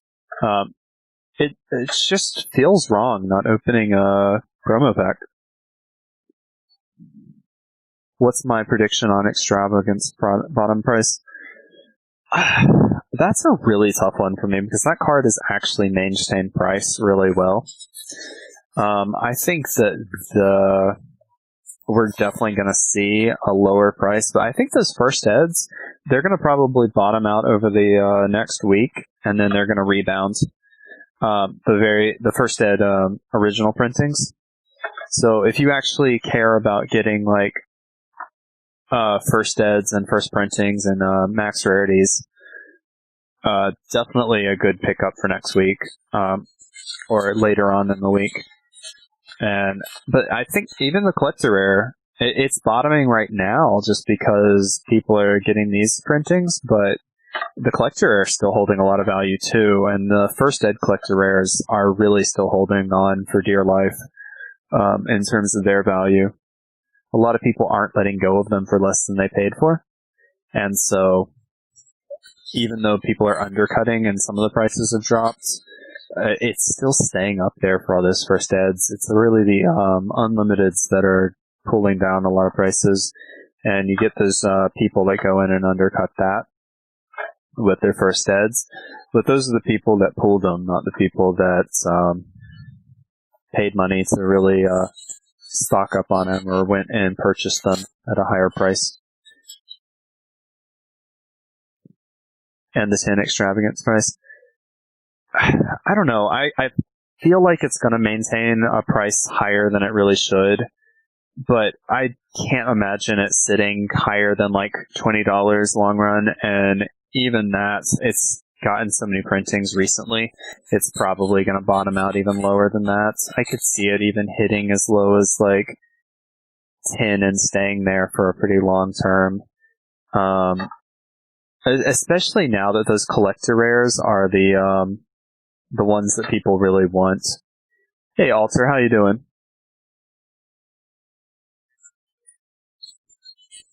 I actually haven't been looking at the prices of these 10 cards yet. I tend to look more at the prices after I have everything opened and I know what I'm listing. And so I don't even know where they are right now. Probably a good little exercise. Might as well check it out. Let's see what we've got on TCG Player.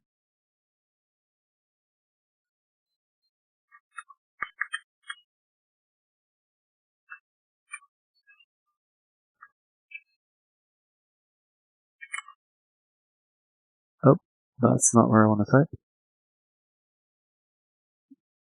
Extravagance.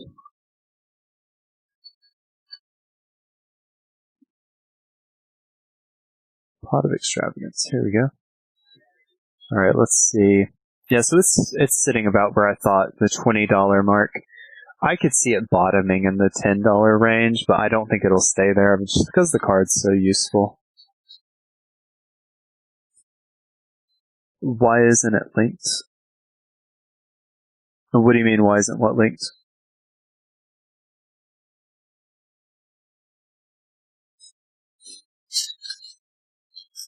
I'll bribe 2 minutes. I hope you mean be right back. I hope we're not admitting to crimes on stream. Yeah, BRB. Alright, I'll see you in a bit.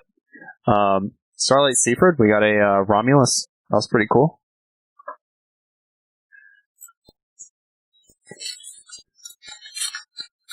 Alright. Let's see, I tried to provide a quick link to TCG Player. I don't know, I think, I'm not sure if YouTube allows you to link in chat. Or it might be a setting on my end. If it is, then I'm not sure. I might have to look at that. I don't know, I've had issues with people posting links to porn sites on my comment section too, so maybe YouTube just blocked my link postings. But pretty much every time I've had a stream, I've gotten some spammer to post something in the comments.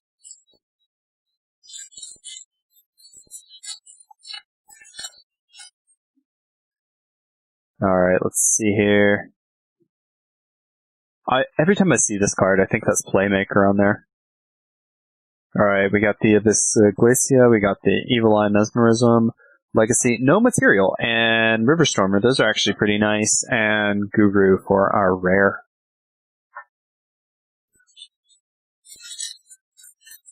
Alright. Let's see what we got here. Whitefish, we got Overburst Dragon, Mystic Mine, nice. That is a solid card to pull. Mystic Mine, I think, is actually one of those good cards. Get it when it plummets in price here in a week, and then hold on to it, because eventually that card is either just going to get so broken it gets banned, but it's going to have a heyday at one point where it's just stupid expensive.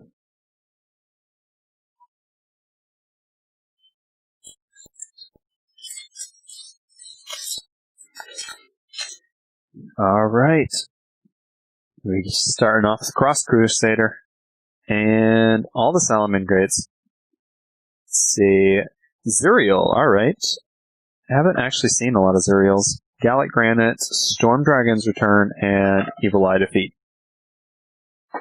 So not an amazing pack.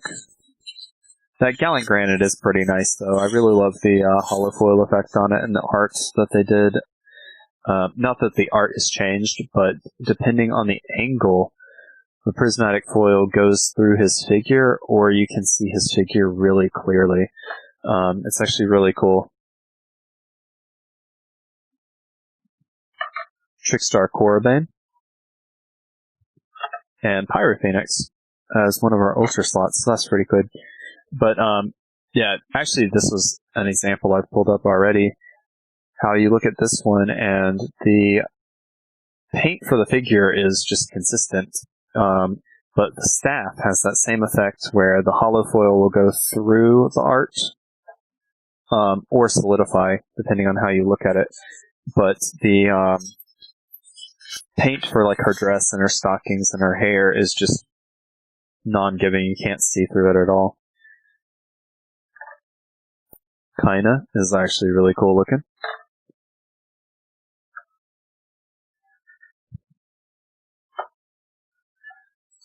I think actually, so I guess next year they're going to have to put Zeke in a parallel slot because it's the only one that we don't have in parallel now.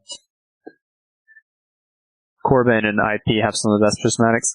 You know, the IP I think looks beautiful. Corbin I think is actually a little lackluster in my opinion, but it does look really nice in the prismatic. Romulus is actually pretty cool. I like the dragons. They solidified the ink over the flaps of the wings, but then pretty much everything else is like really prismatic.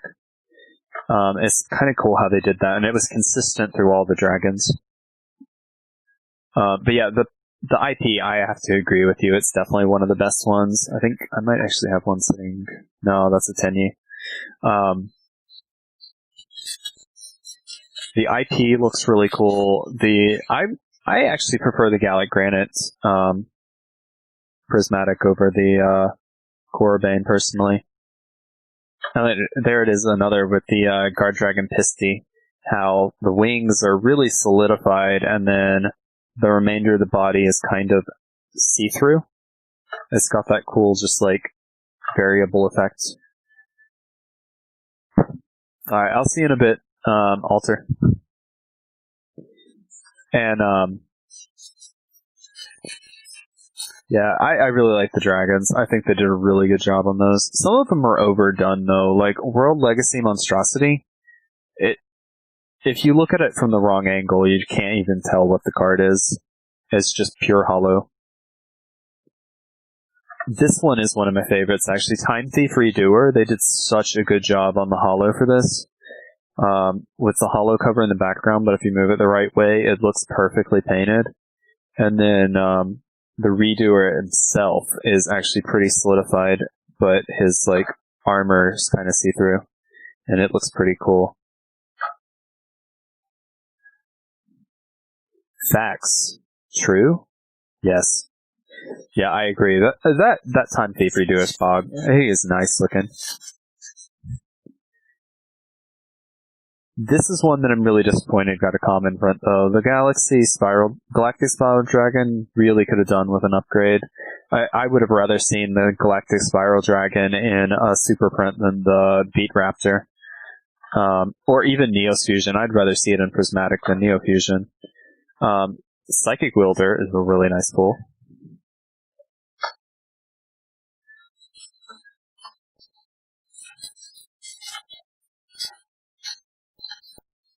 Let's see. Alright. Harrow, Sunlight Wolf, that's pretty nice. There we go, we get some more Zerials, because like I said, I haven't been getting too many. And a Megaclops, along with the Gallic Granite, that is nice. And Successor Soul.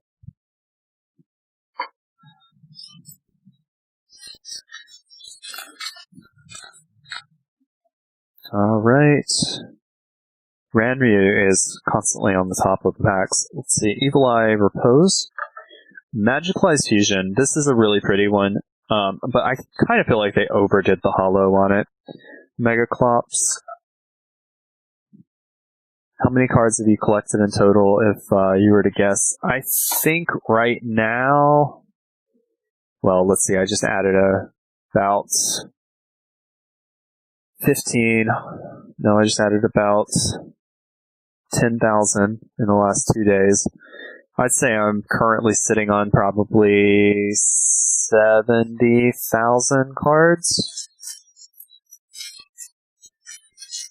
Some of that is my personal collection, some of that's for sale, some of that is a lot of bulk that I eventually just need to stop being lazy and put into bulk lots and sell on eBay.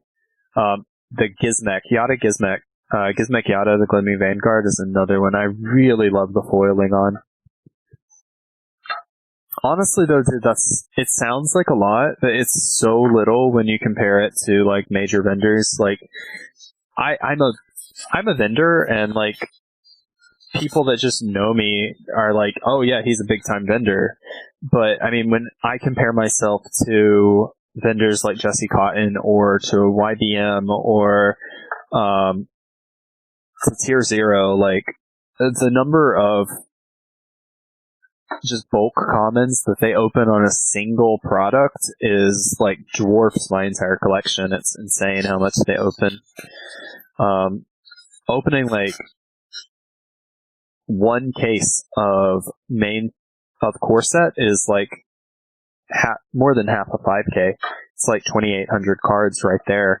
So if you're opening like even 4 or 5, you're going to end up with well over 10,000 right there on just one product.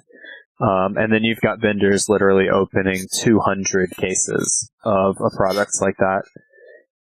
I think one vendor even already posted their ratio pools for 10,000 cases of Megaton, which is just insane that they actually got it opened and tallied that fast. Oh, we got Dragoon and a Romulus in the same pack, and a Witch's Strike. That is nice. That is a plus pack right there.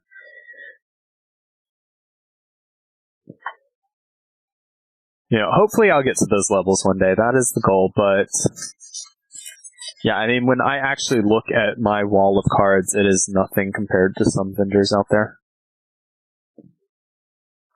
Got another Gizmek Yada and a Goliath. That's not bad. Link 1 train. See, have I pulled any Dragoons? Yeah, so I've gone through 18 cases almost at this point. I've pulled several Dragoons.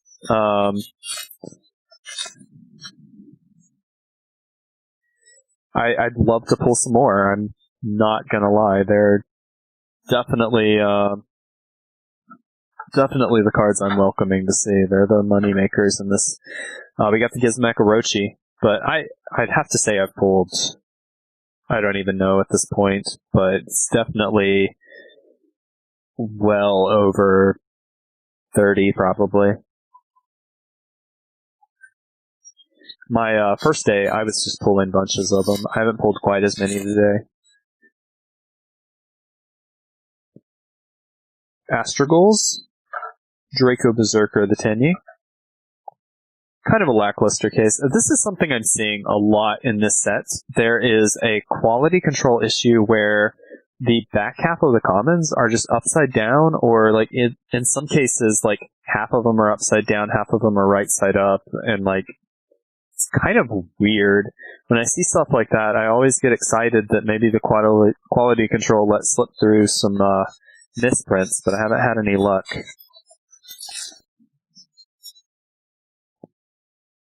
Yeah, oh no, that's not tins, that's cases. I've probably honestly pulled closer to like 40 at this point, or 50. But it's roughly it's roughly like 1.5 per 10 or something like that. For the ratio, or per case rather. So for a case, you're likely going to get 1.5 of every ultra rare for the ratio. So, and I pulled a bit higher than ratio yesterday. But if you are interested in seeing my totals, IP Masquerena, that's nice. And a Dragoon, nice. If you're interested in seeing my totals, I will be posting them in my Discord chat in my market discussion channel, so if you haven't done so already, make sure to check out the Discord link in the description below. And you can actually see my final tally. I'm going to post it on like Google Docs for everybody. Let's see, Nightmare Incarnation Idly.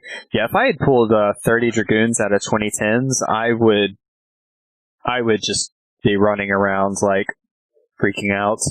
I would not be sitting down calmly at this point.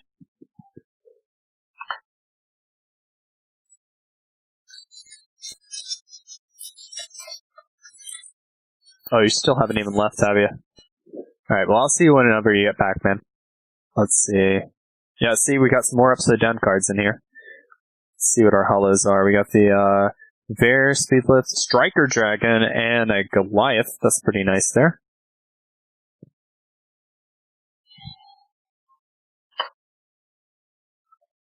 Still waiting on those misprints, though. Alright, so this is the last 10 for this case. We just got 2 Dragoons from the last 10 that we opened, so let's see what we got here. Roven Dimian, Gladiator Rejection, Adele, and a Cerziel. So, kind of a poo-poo pack. Nothing too great in there.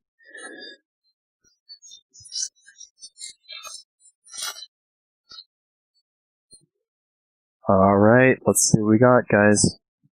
Whitefish Salvage, that's actually a really nice card for Mermails. Guard Dragon Pisty, and Rotar, and Outrigger, nice. So that makes up for that last pack.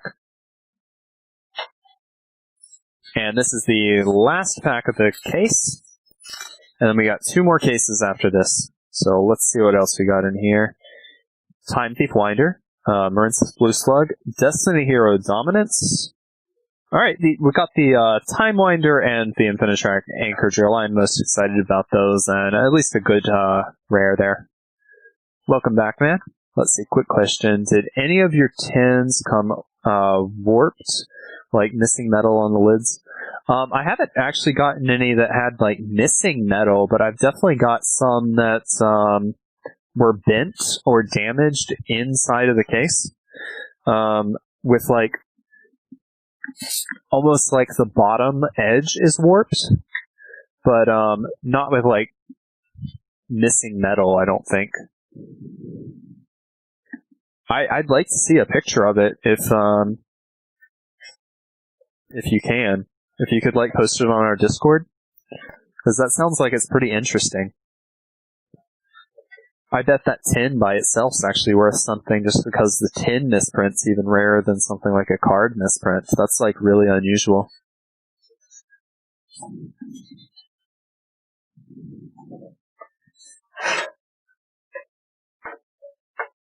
Let's see, was Weird had one with a sharp corner and one with a dent. Oh, okay. That's interesting.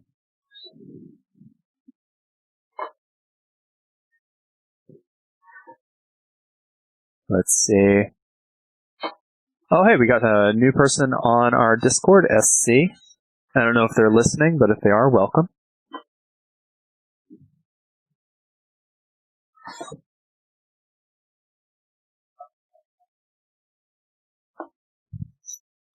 Alright, let's see here. So I got this case open. Now we just gotta open all these 10s up.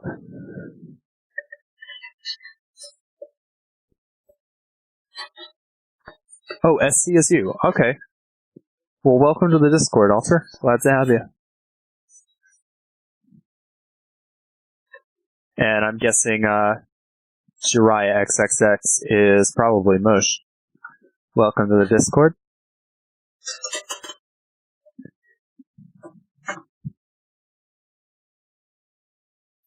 I love your Discord name, by the way, if that is you, Mosh. Jiraiya is one of my favorite characters. Actually, speaking of dented ones, this one looks like something was dropped on it, and it was in the middle of the box, so it's kind of weird. Yeah, the lid's definitely bent out on this.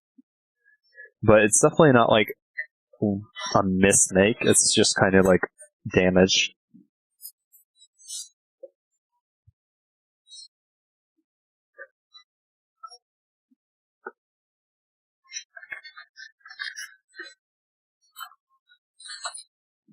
Alright.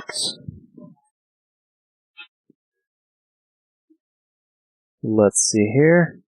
This is the part that honestly takes the longest, just taking off this plastic wrap on all these pins. Yeah, Jiraiya. Yeah, I mean, he's such a cool character. I went through a phase with Naruto where I just streamed the entire, 900 episodes, straight through, and I absolutely love that series. It is such a good series. The only thing is I wish they could, take out the episodes that just retell the story over and over, but I understand why they're in there, so people can, hop in the series halfway and still understand what's happening.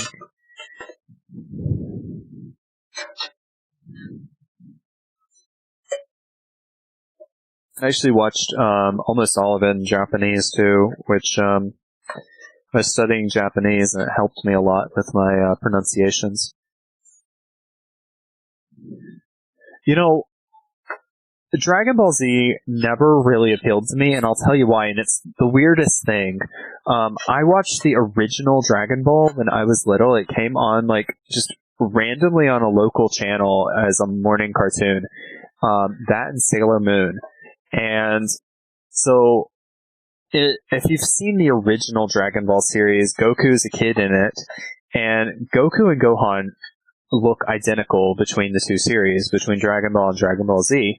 And so I watched an episode of Dragon Ball Z, and it was kind of like in the middle of the series. I didn't really know what was going on. I was just completely confused because they had a scene with Goku like running along this big path, and then like Gohan was doing something completely different, and I was so just like lost because it's like, wait, why are there two Gokus? And like, is this like time warping? Are we jumping back and forth between time? Or is like, I was so confused. Like, if I had started from the beginning, I think I really would have gotten into it, but it just turned me off to it. And I loved the original Dragon Ball.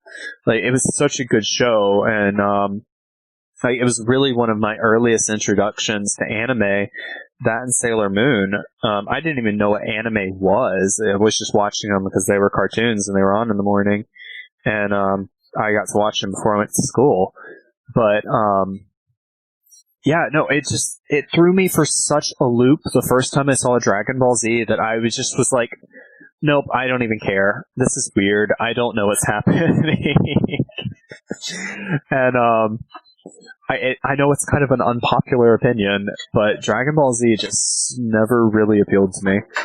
And I know I need to go back and give it a second chance because I mean it's just considered to be such a great series by so many people. But there's a couple series that I know a lot of people like that I've just never gotten into for various reasons. Like Attack on Titan. I cannot get over the original art that was in the original manga. It's so bad. And I know that a lot of new artists have taken it on, and some of the new mangas look really good. But I saw the original manga, and I was like, I can't read that. I can't look at that art long enough to actually read the series.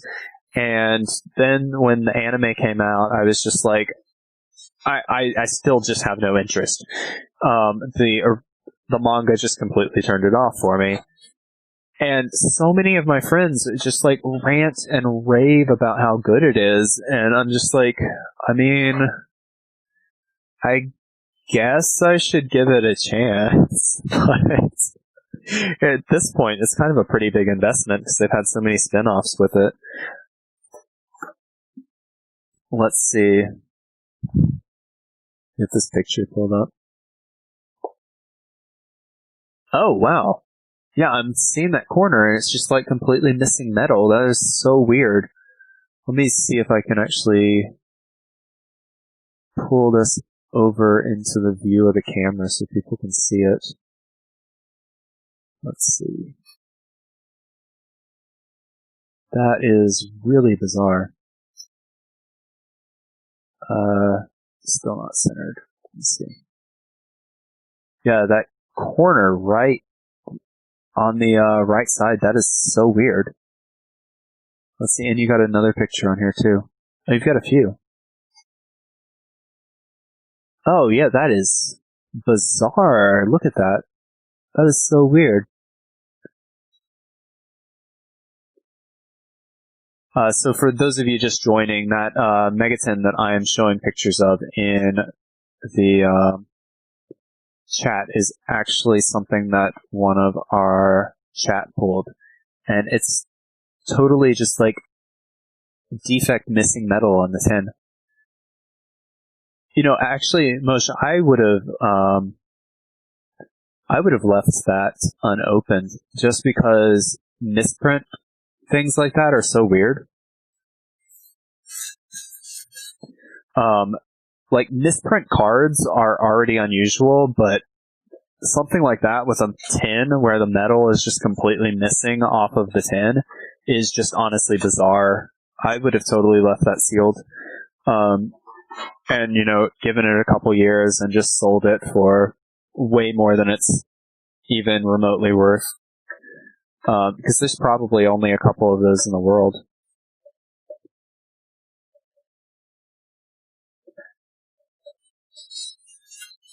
Let's see. Missing a couple stuff for Dragon Ball Super over DBZ because of all the cool scenes of them transforming. I never really got into Super either, and not because I had any issues with it, but just because at that point I knew so little about Dragon Ball Z that I didn't even know all the characters anymore. So I never really got in it. Let's see, but the card's inside, and I only realized when I opened it. Oh yeah, that's a bummer. You didn't even see it before you opened it. But hey, Josh, what's up? Hello. I'm back. I was someone was calling me, so I talked with them for a little bit. What did you pull so far? Did you pull so well? What case are you on right now? I'm on the second to last case right now. Wow. Check out the Discord. This Megaton that Mosh in chat pulled. The Megaton is actually misprinted. The metal tin is misprinted. Whoa! Yeah, but he opened it. He opened it, and I'm like, no, dude, why? But let's be real. That is cool. Did you see it? I just showed the picture in the video. It's really awesome. Really, really cool. Okay, honestly, I whether he opens it or he doesn't, it's still a good, cool tin. A cool tin. Yeah, you could honestly probably sell it opened, just as a misprint. Mm-hmm. But I mean, if it still had that Konami wrapper on it, that would just be the icing on the cake. Because honestly, there's probably only a few in the world like it. Honestly, my pulls haven't been that great since you've been gone. I've gotten a few Dragoons and a few IPs, and so it's just like okay. Yeah, it's okay. I think I'm at least breaking even. Well, Alter, have a good one. Thanks for stopping by, and thanks for joining the Discord, man. And you get back, and my luck just turns around. Avramax IP Maybe I should just remain present during your case opening. You're not allowed to leave, Josh. I'm not allowed to leave. All right, that's fine. I will stay here. Did anyone else tune in while I was gone? I mean, I don't mean to make you feel bad, Mush. I mean, it is what it is, and the tin is still really cool, even opened. I just, honestly, it could be like a one-of-a-kind thing, because that's such a weird kind of just misprint. It's a casting error, not even a print error. Which is even kind of rarer, it seems. Yeah, that's what I was saying. Like, that is just so weird. Like, I've never seen that on a tin before. And I collect misprints. And that is just a really unique item. You lucked up on that. I don't know, it might turn out to be, like, really common. Honestly, but it's probably not. I'm actually really surprised that got past quality control. And we got a Savage Dragon and a Dragoon. Why are they always in the same pack? Clump. Yeah. I got one pack that was nothing but Witchcrafters. Like, every single holo was Witchcrafter. I was like, what is this? This is the worst pack ever. Not you getting the, like, full-on Witchcrafter deck in one pack. Yeah, right? I'm dead. Just get 3 of those packs and you've got an entire deck. Alright. Dominance, Kaiju. Nothing too great there. I don't understand why people say this is, like, sus-bait. I mean, look at that. There is no way that's a little girl. I'm getting the spray bottle. Chat's saying hi for you. Hello. Neo Space Connector. So Hello, good. Altar. Why is this common? This, like, totally could have been, like, a prismatic, and people would have been so happy for it. Mystic Mine, Witch's Strike, and Dragoon. That is a nice pack. That is a really nice pack.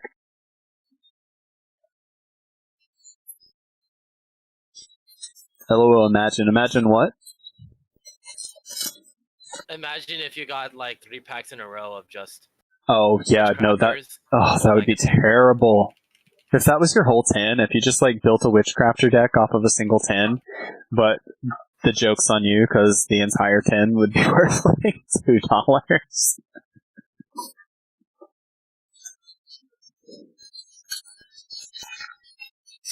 And now I really want to get one of those deformed 10s, but honestly, I probably would start cutting into it before I even noticed. Let's see, Test Panther, Borload Exchange, Mystic Mine again. All right. Yeah, Josh, you're breaking my pools. You got to stick around.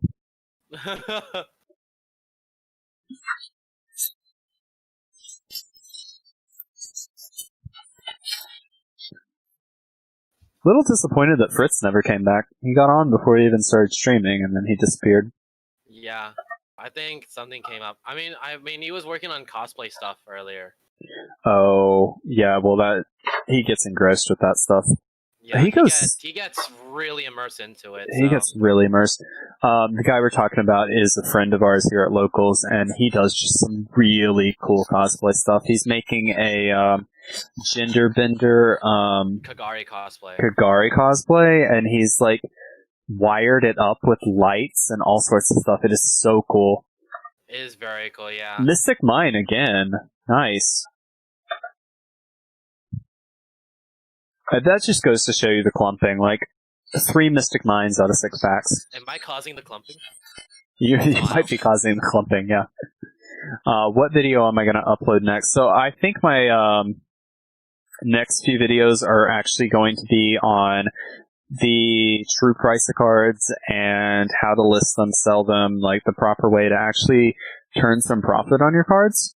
Because I feel like all too often people sell cards on like TCG Player and they don't really do it right, and they end up not making the money that they should make on it. And so I kind of want to touch on that and really look at the process of working with TCG Player and other options for selling cards. And so it's actually going to be a series, but I've been studying up on some animation techniques because I actually want to do like a little animated short for the introduction for it. And throw in some cool animated moments and stuff. So it'd be a pre-recorded, it wouldn't be a stream. But I do these streams for basically every product, and I do an opening for basically every product. So there's a few products that I just ignore because I'm not interested in them or I think they're terrible, like the Legendary Duelist. But will I ever do remote duel someone like Josh? You know, I actually really want to get into remote duels. I don't know how Josh feels about it. You were talking about getting, like, a camera earlier. Yeah, I do have a camera now. It's quite good. It's 1080p. It's for $50.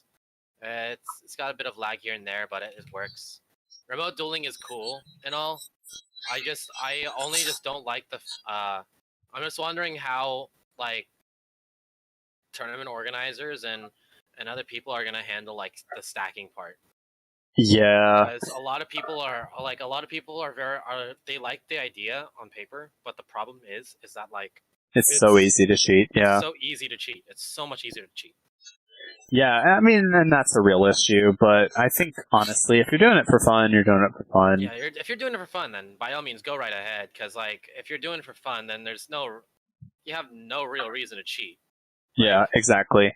Because most of the time, anyway, like, some players just, like, want to play, like, a certain hand and see how it goes against a certain board, so maybe they might, like, make this hand this and this hand that, you know? Yeah, and that's great.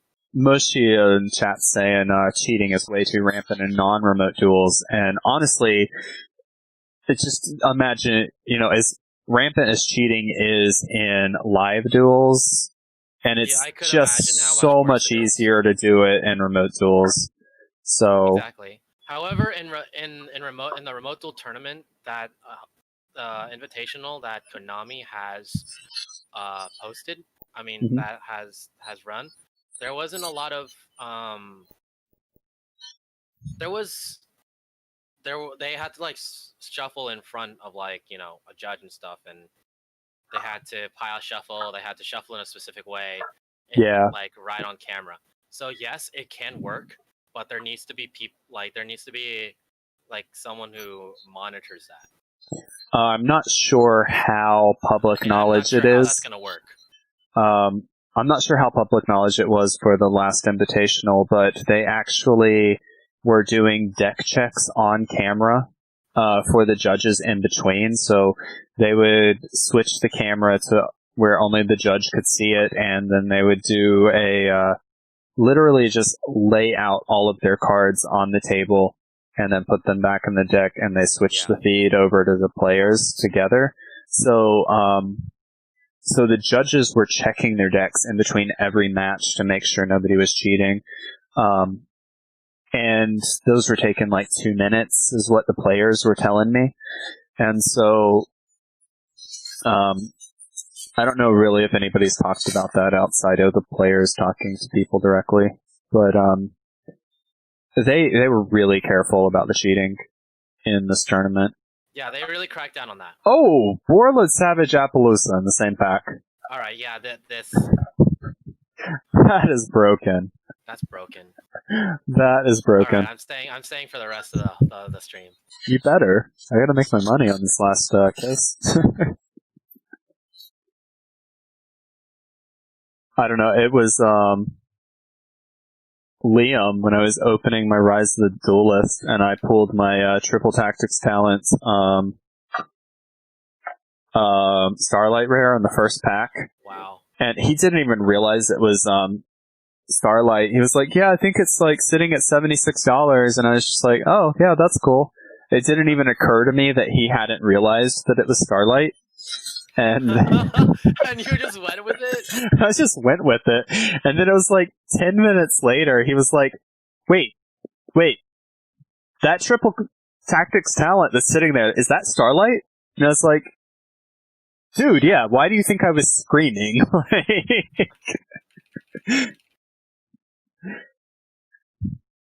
And it's like that card is sitting at a comfy 500, isn't it? Maybe Actually, I think it's a little lower right now. It was like 300 something the other week, or the other day when I last checked it, but I'm not selling it for cheaper than like 5 to 7 because it's worth more, and I feel like there's going to be a really big market hike as soon as official play opens back up. As soon as they like have a YCS in North America, TCG player prices are just going to skyrocket. And so we're seeing all this fallout in Starlights right now. I think this is really the time to start buying Starlights if you want to collect them, because I only foresee them going up in price. And then I think once they go up again, they're going to stay up. Because typically things don't go up and then fall and stay, like, go up a second time and fall a second time. It goes up a second time, it usually stays there. Because that's kind of just like a re-establishing price. And at that point, everybody that has them has paid that price for them, and they don't want to part with it. So, I really think right now is the time to buy Starlights if anybody wants to invest in them. But it's definitely not the time to sell them, so I just have them. I've got them online, but they're listed way over market price. Extravagance! Nice.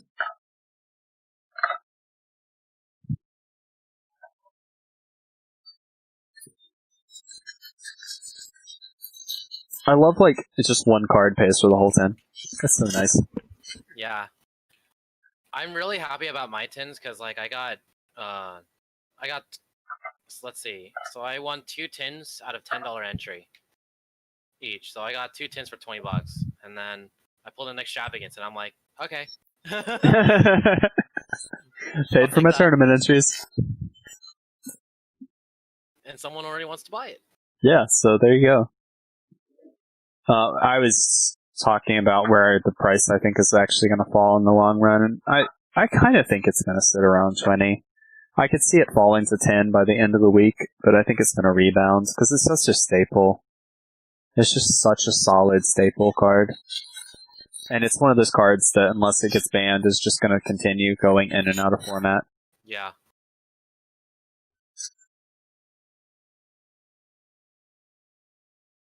Alright. Kinda.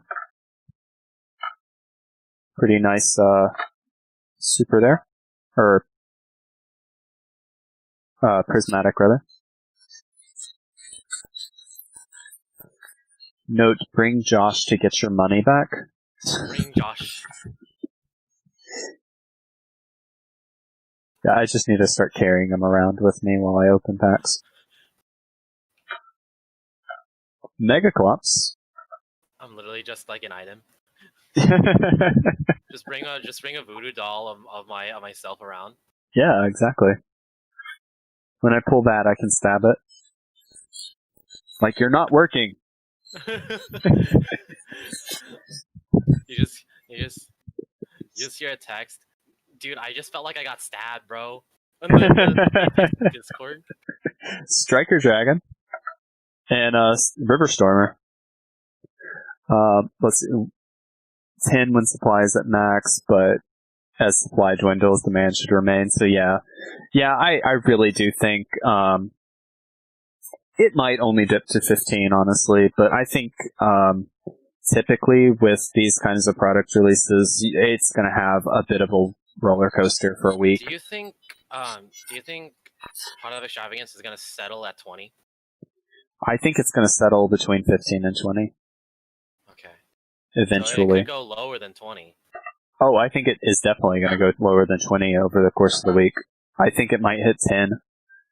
But it might hit like 15, but I would imagine that as general populace starts opening the 10s and just listing cards, that it's going to get to 10, and then the market's going to dwindle back to vendors, and the vendors are going to continue keeping the price up. And then it's going to settle around 20 again. Got Avermax.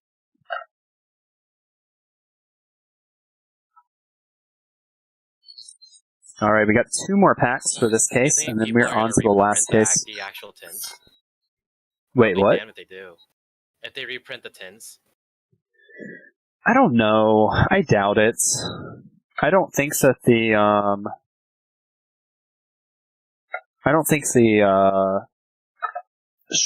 shorted allocation was as bad as, like, Tosh. Like, that was just obscene how bad their shorting was. So, I understand why they reprinted Tosh so quickly. But I don't think with the tins it's necessarily Oh, I see. as big a problem. That would make sense, because it would make it could just, it could just be the clumps, but if they short print issues. Yeah, if they do a unlimited run of the tins, that's just gonna be the death of the price of every single card in it.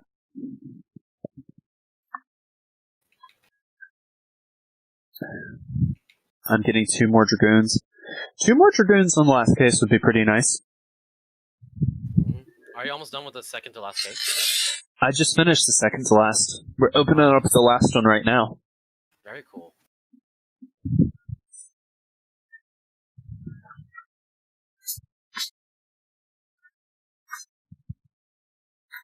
Alright, cracking in here.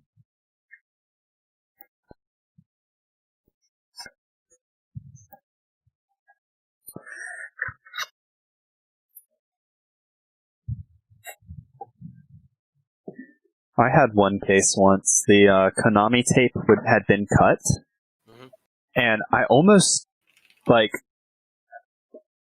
declined it. I was almost like, no, I want my money back. But then I realized that it had been resealed with Konami tape, which was really weird. Like, Konami cut it open and then resealed it. And I accepted it, and I think it's actually a pretty broken case, if I remember correctly. But I was really, really worried about it. I'm forgetting what set it was. It was only a few sets ago.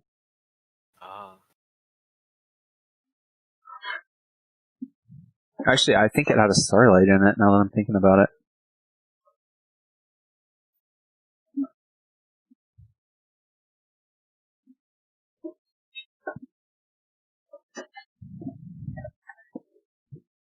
Alright, last case.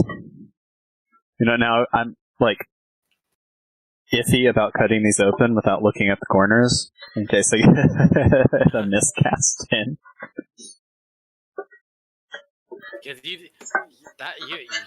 I don't think anybody expected that, honestly. No, that's honestly so cool. Yeah, Moshe, I would save that. I mean, even open, that 10's probably going to be worth money down the line. When are we getting the ratio data for science? What do you mean? Oh, you mean my ratios? I'll probably have them listed tomorrow at some point. As soon as I finish counting out the hollows. I don't think I'm actually going to count the commons for this. I have in all the past sets, but I just really don't see the value in it right now. Especially in a reprint set, the commons just aren't worth calculating.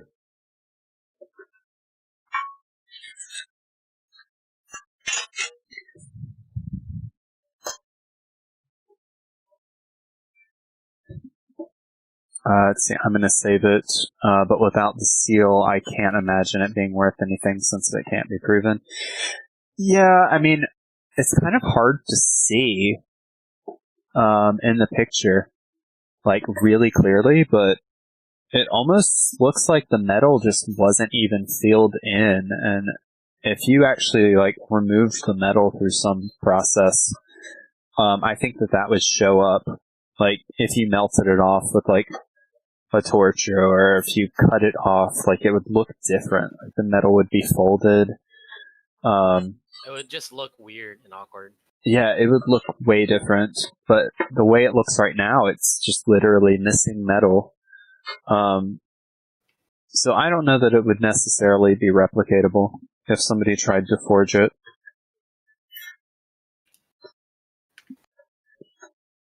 But, I mean, it's just a cool thing to, it's a cool thing to keep.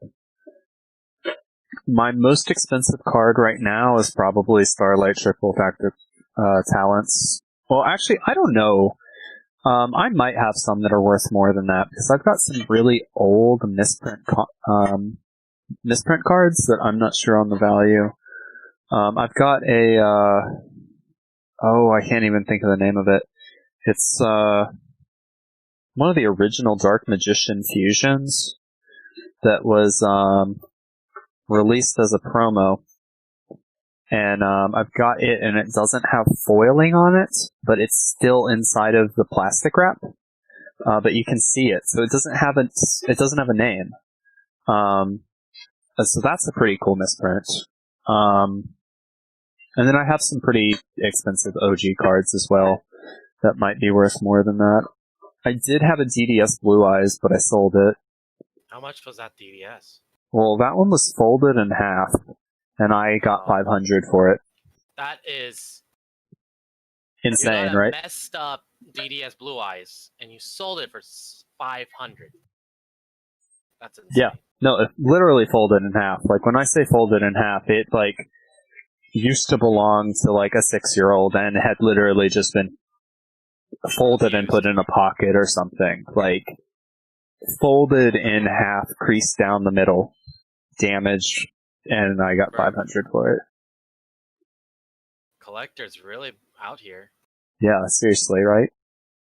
I sold it to Troy, and he made a profit. So, I mean, that tells you something. Let's see. Was he hesitant to buy it? I do not have a misprinted Crystal Seer. Let's see, don't know how common that misprint is. I don't know. a lot of the misprints are really just difficult to gauge how rare they are. Because a lot of people just don't claim them, they just keep them.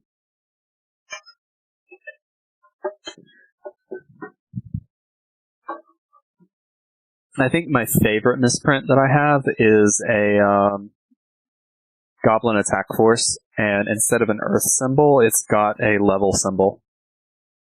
So it's got the little Dragon Ball under it.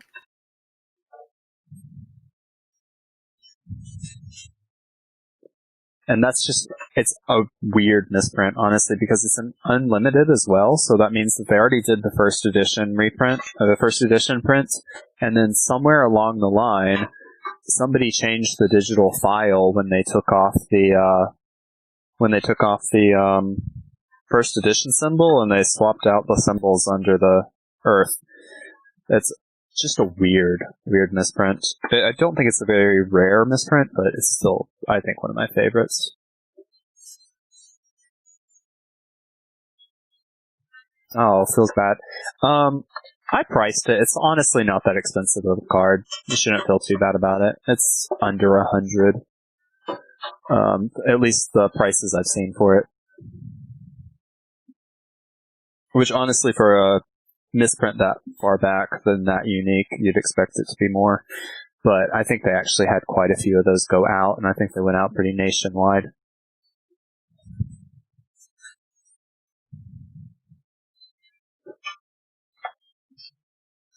I don't remember if I actually pulled that or if I traded for it, though. I think I might have actually pulled it.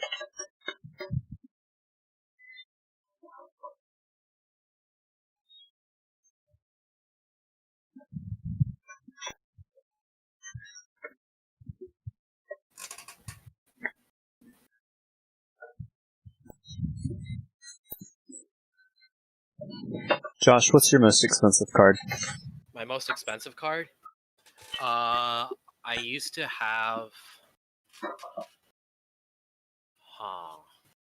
Well, the most expensive card I currently have are Europrint Pot of Extravagance from Savage Strike First Eds. Oh, that's nice. You have a playset? Yeah, full playset. That is pretty.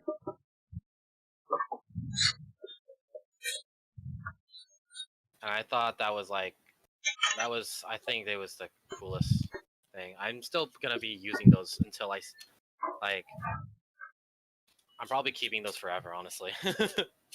Oh yeah, that Crystal Seer misprint. I just posted it in the Discord. That's pretty cool. I used to have the I almost got the opportunity to get a really expensive card though, and that was the 20th anniversary Dark Magician and Blue Eyes.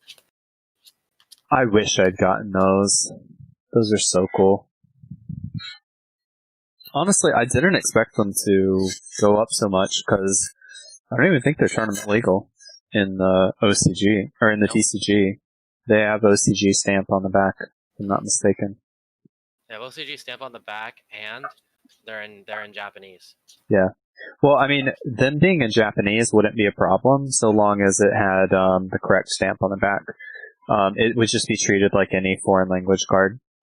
If you can play a card that's written in Astral language, you can play a card written in Japanese. Fair.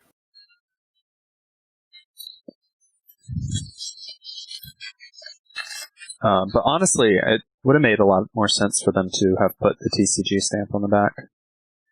Then they would at least be tournament legal, but they're not intended to be played with. They're really intended to be collector's items.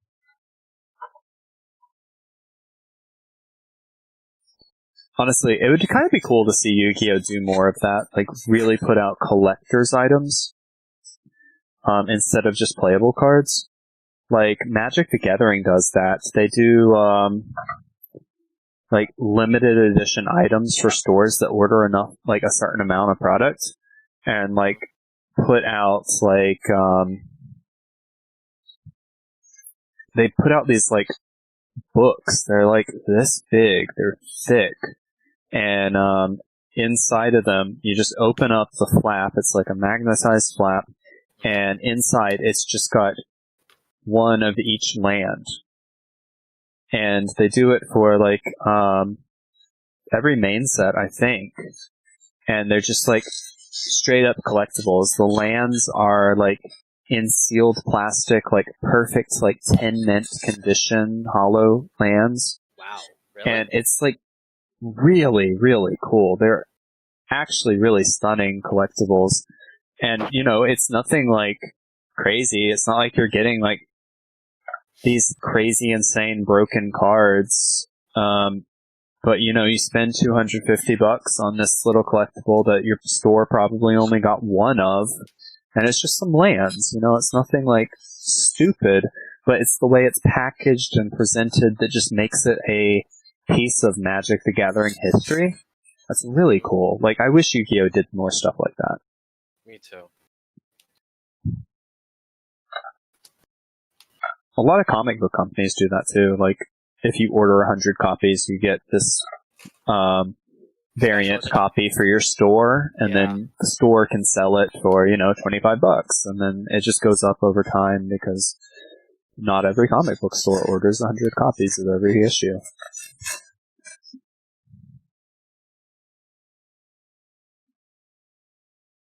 I have one of those, like, a comic like that for the first Tomb Raider comic. It's really cool. Got a Mystic Mine here, Outrigger extension.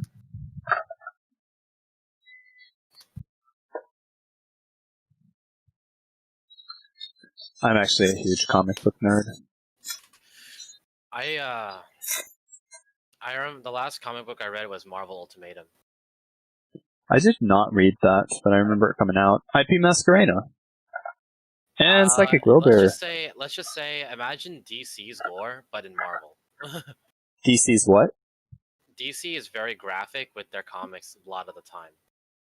And DC's Gore, gotcha. Yeah, Gore.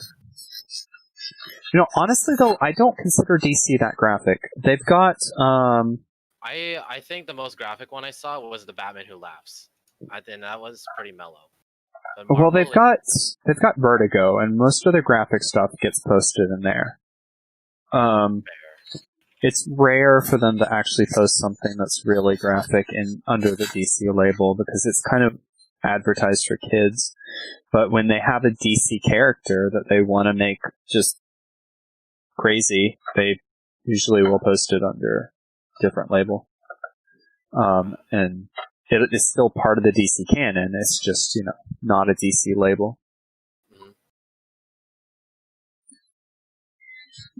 Oh yeah, this trash bag is overflowing. Gonna have packs on the floor here soon.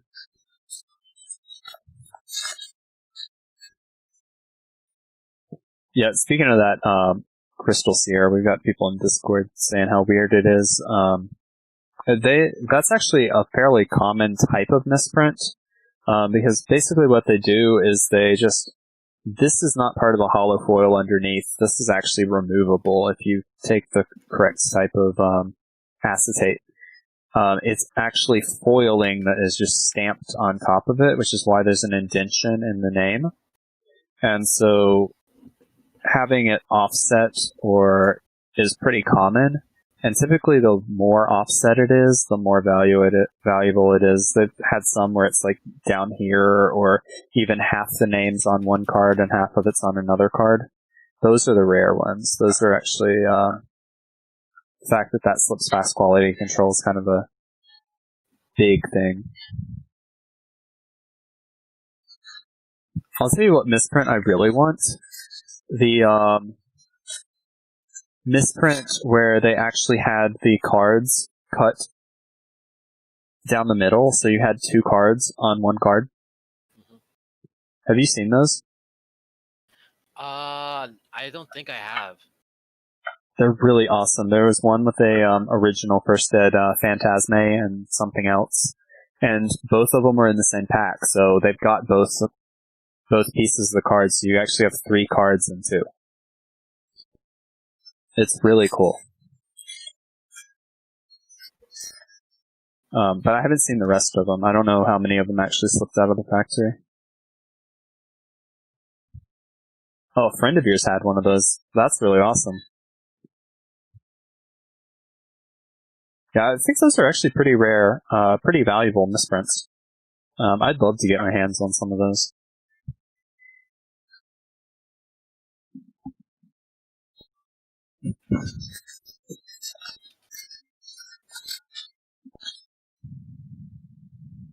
Alright, we are making progress. Pot of Extravagance, nice. And Dragoon! Why is it all the valuable cards are always in the same pack together? I've definitely been noticing that as a trend.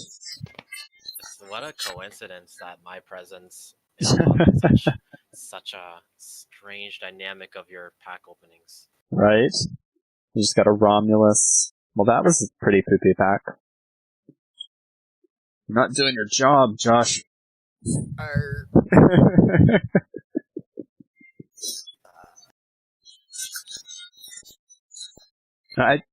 You know who pulls broken?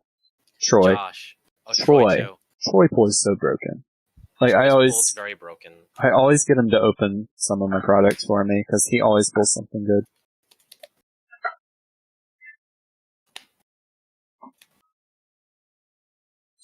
Paid for 2.5 tins. Oh, that pack. Yeah, I know, right? Paid for a quarter of my case right there. I'm really curious if Troy is ever going to do remote duel. He's not unless somebody sets it up for him because he's not good with computers. Like, he has no clue where to even start. Like, if you told him to set up a Discord for a remote duel, he would look at you like you were stupid. Like,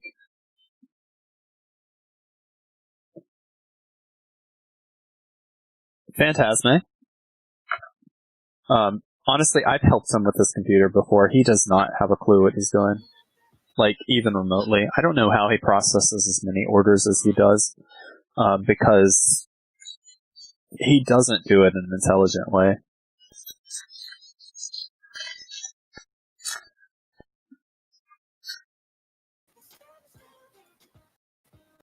Alrighty. Got another Romulus.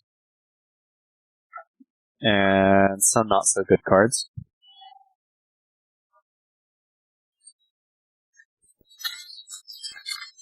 Alright, we're about 2/3 of the way through this case. Alright, nice. And come on. I need some Heart of the Cards here.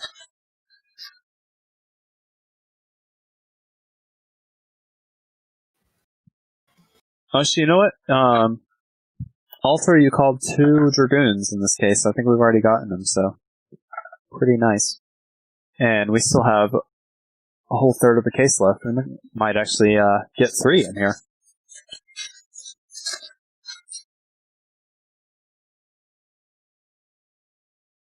Alright. Oh, the pools are starting to get pretty poopy, though. Gotten a few pretty bad packs in a row. That was actually like 3 packs in a row, so that was a pretty bad 10 right there. Alright, getting better. We got a Mystic Mine.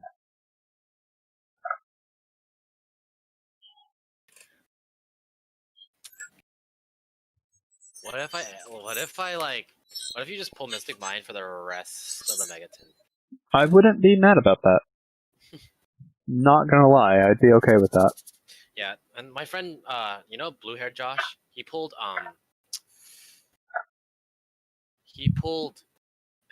1 Megaton and pulled a Dragoon. Of course he did. And I just straight up said, and then after he showed me that, he also pulled a Phantasme and an Avramax, and I said, and he texted, I'm very lucky, and I'm like, and I just said, F off. F you. Don't talk to me now. Don't even talk to me. Who is it that pulled 2 freaking, Omegas? Omegas? Or, not Omegas, the 2 of the, number 39s. Oh, Evan. Evan pulled Natu number 39 Utopia Starlights. Utopia, that's the word I was looking for. Yeah, it just blows my mind. That just blows my mind. And he didn't even buy much. He just like randomly pulled them. Yeah, and he actually won those packs, I think. Oh, did he? Oh, that's even crazier. Yep, that is just insane. Like, how do you get that lucky? And a kid wanted the card, so his parents offered him $1,000.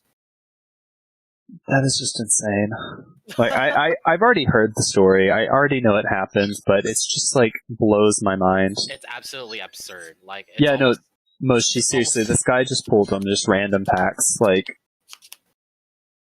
just absurd. Like, I'm telling you, he got my cases. Pot of extravagance. I was happy I got the 10,000 though. That like literally paid for half my cases right there. Yeah, 10,000 dragon is like amazing.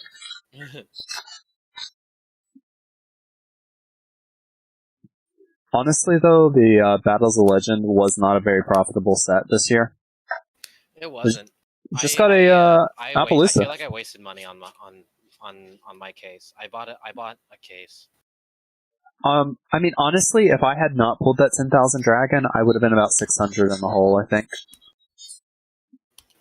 It really wasn't a very profitable set, and Battles of Legends are typically so good, it was really disappointing. I hated that. Yeah, me too. I just wish they reprinted more stuff in there, like more, if they reprinted, like, I don't know. All they need to do was literally reprint a couple like good cards. I don't know, Ash. Yeah. Ash could have gone reprinted or something, or like. Honestly, though, that card's gotten so many reprints. It's not really got so many reprints, but it's still $10. It's still $10 even for the common. I know it's ridiculous. It's absolutely ridiculous. But I feel like, a card like Ash or something like that, it could be in a Battles of Legends set could yield a little just like enough profit to be like, hey, I think I can plus off of this. Yeah, right.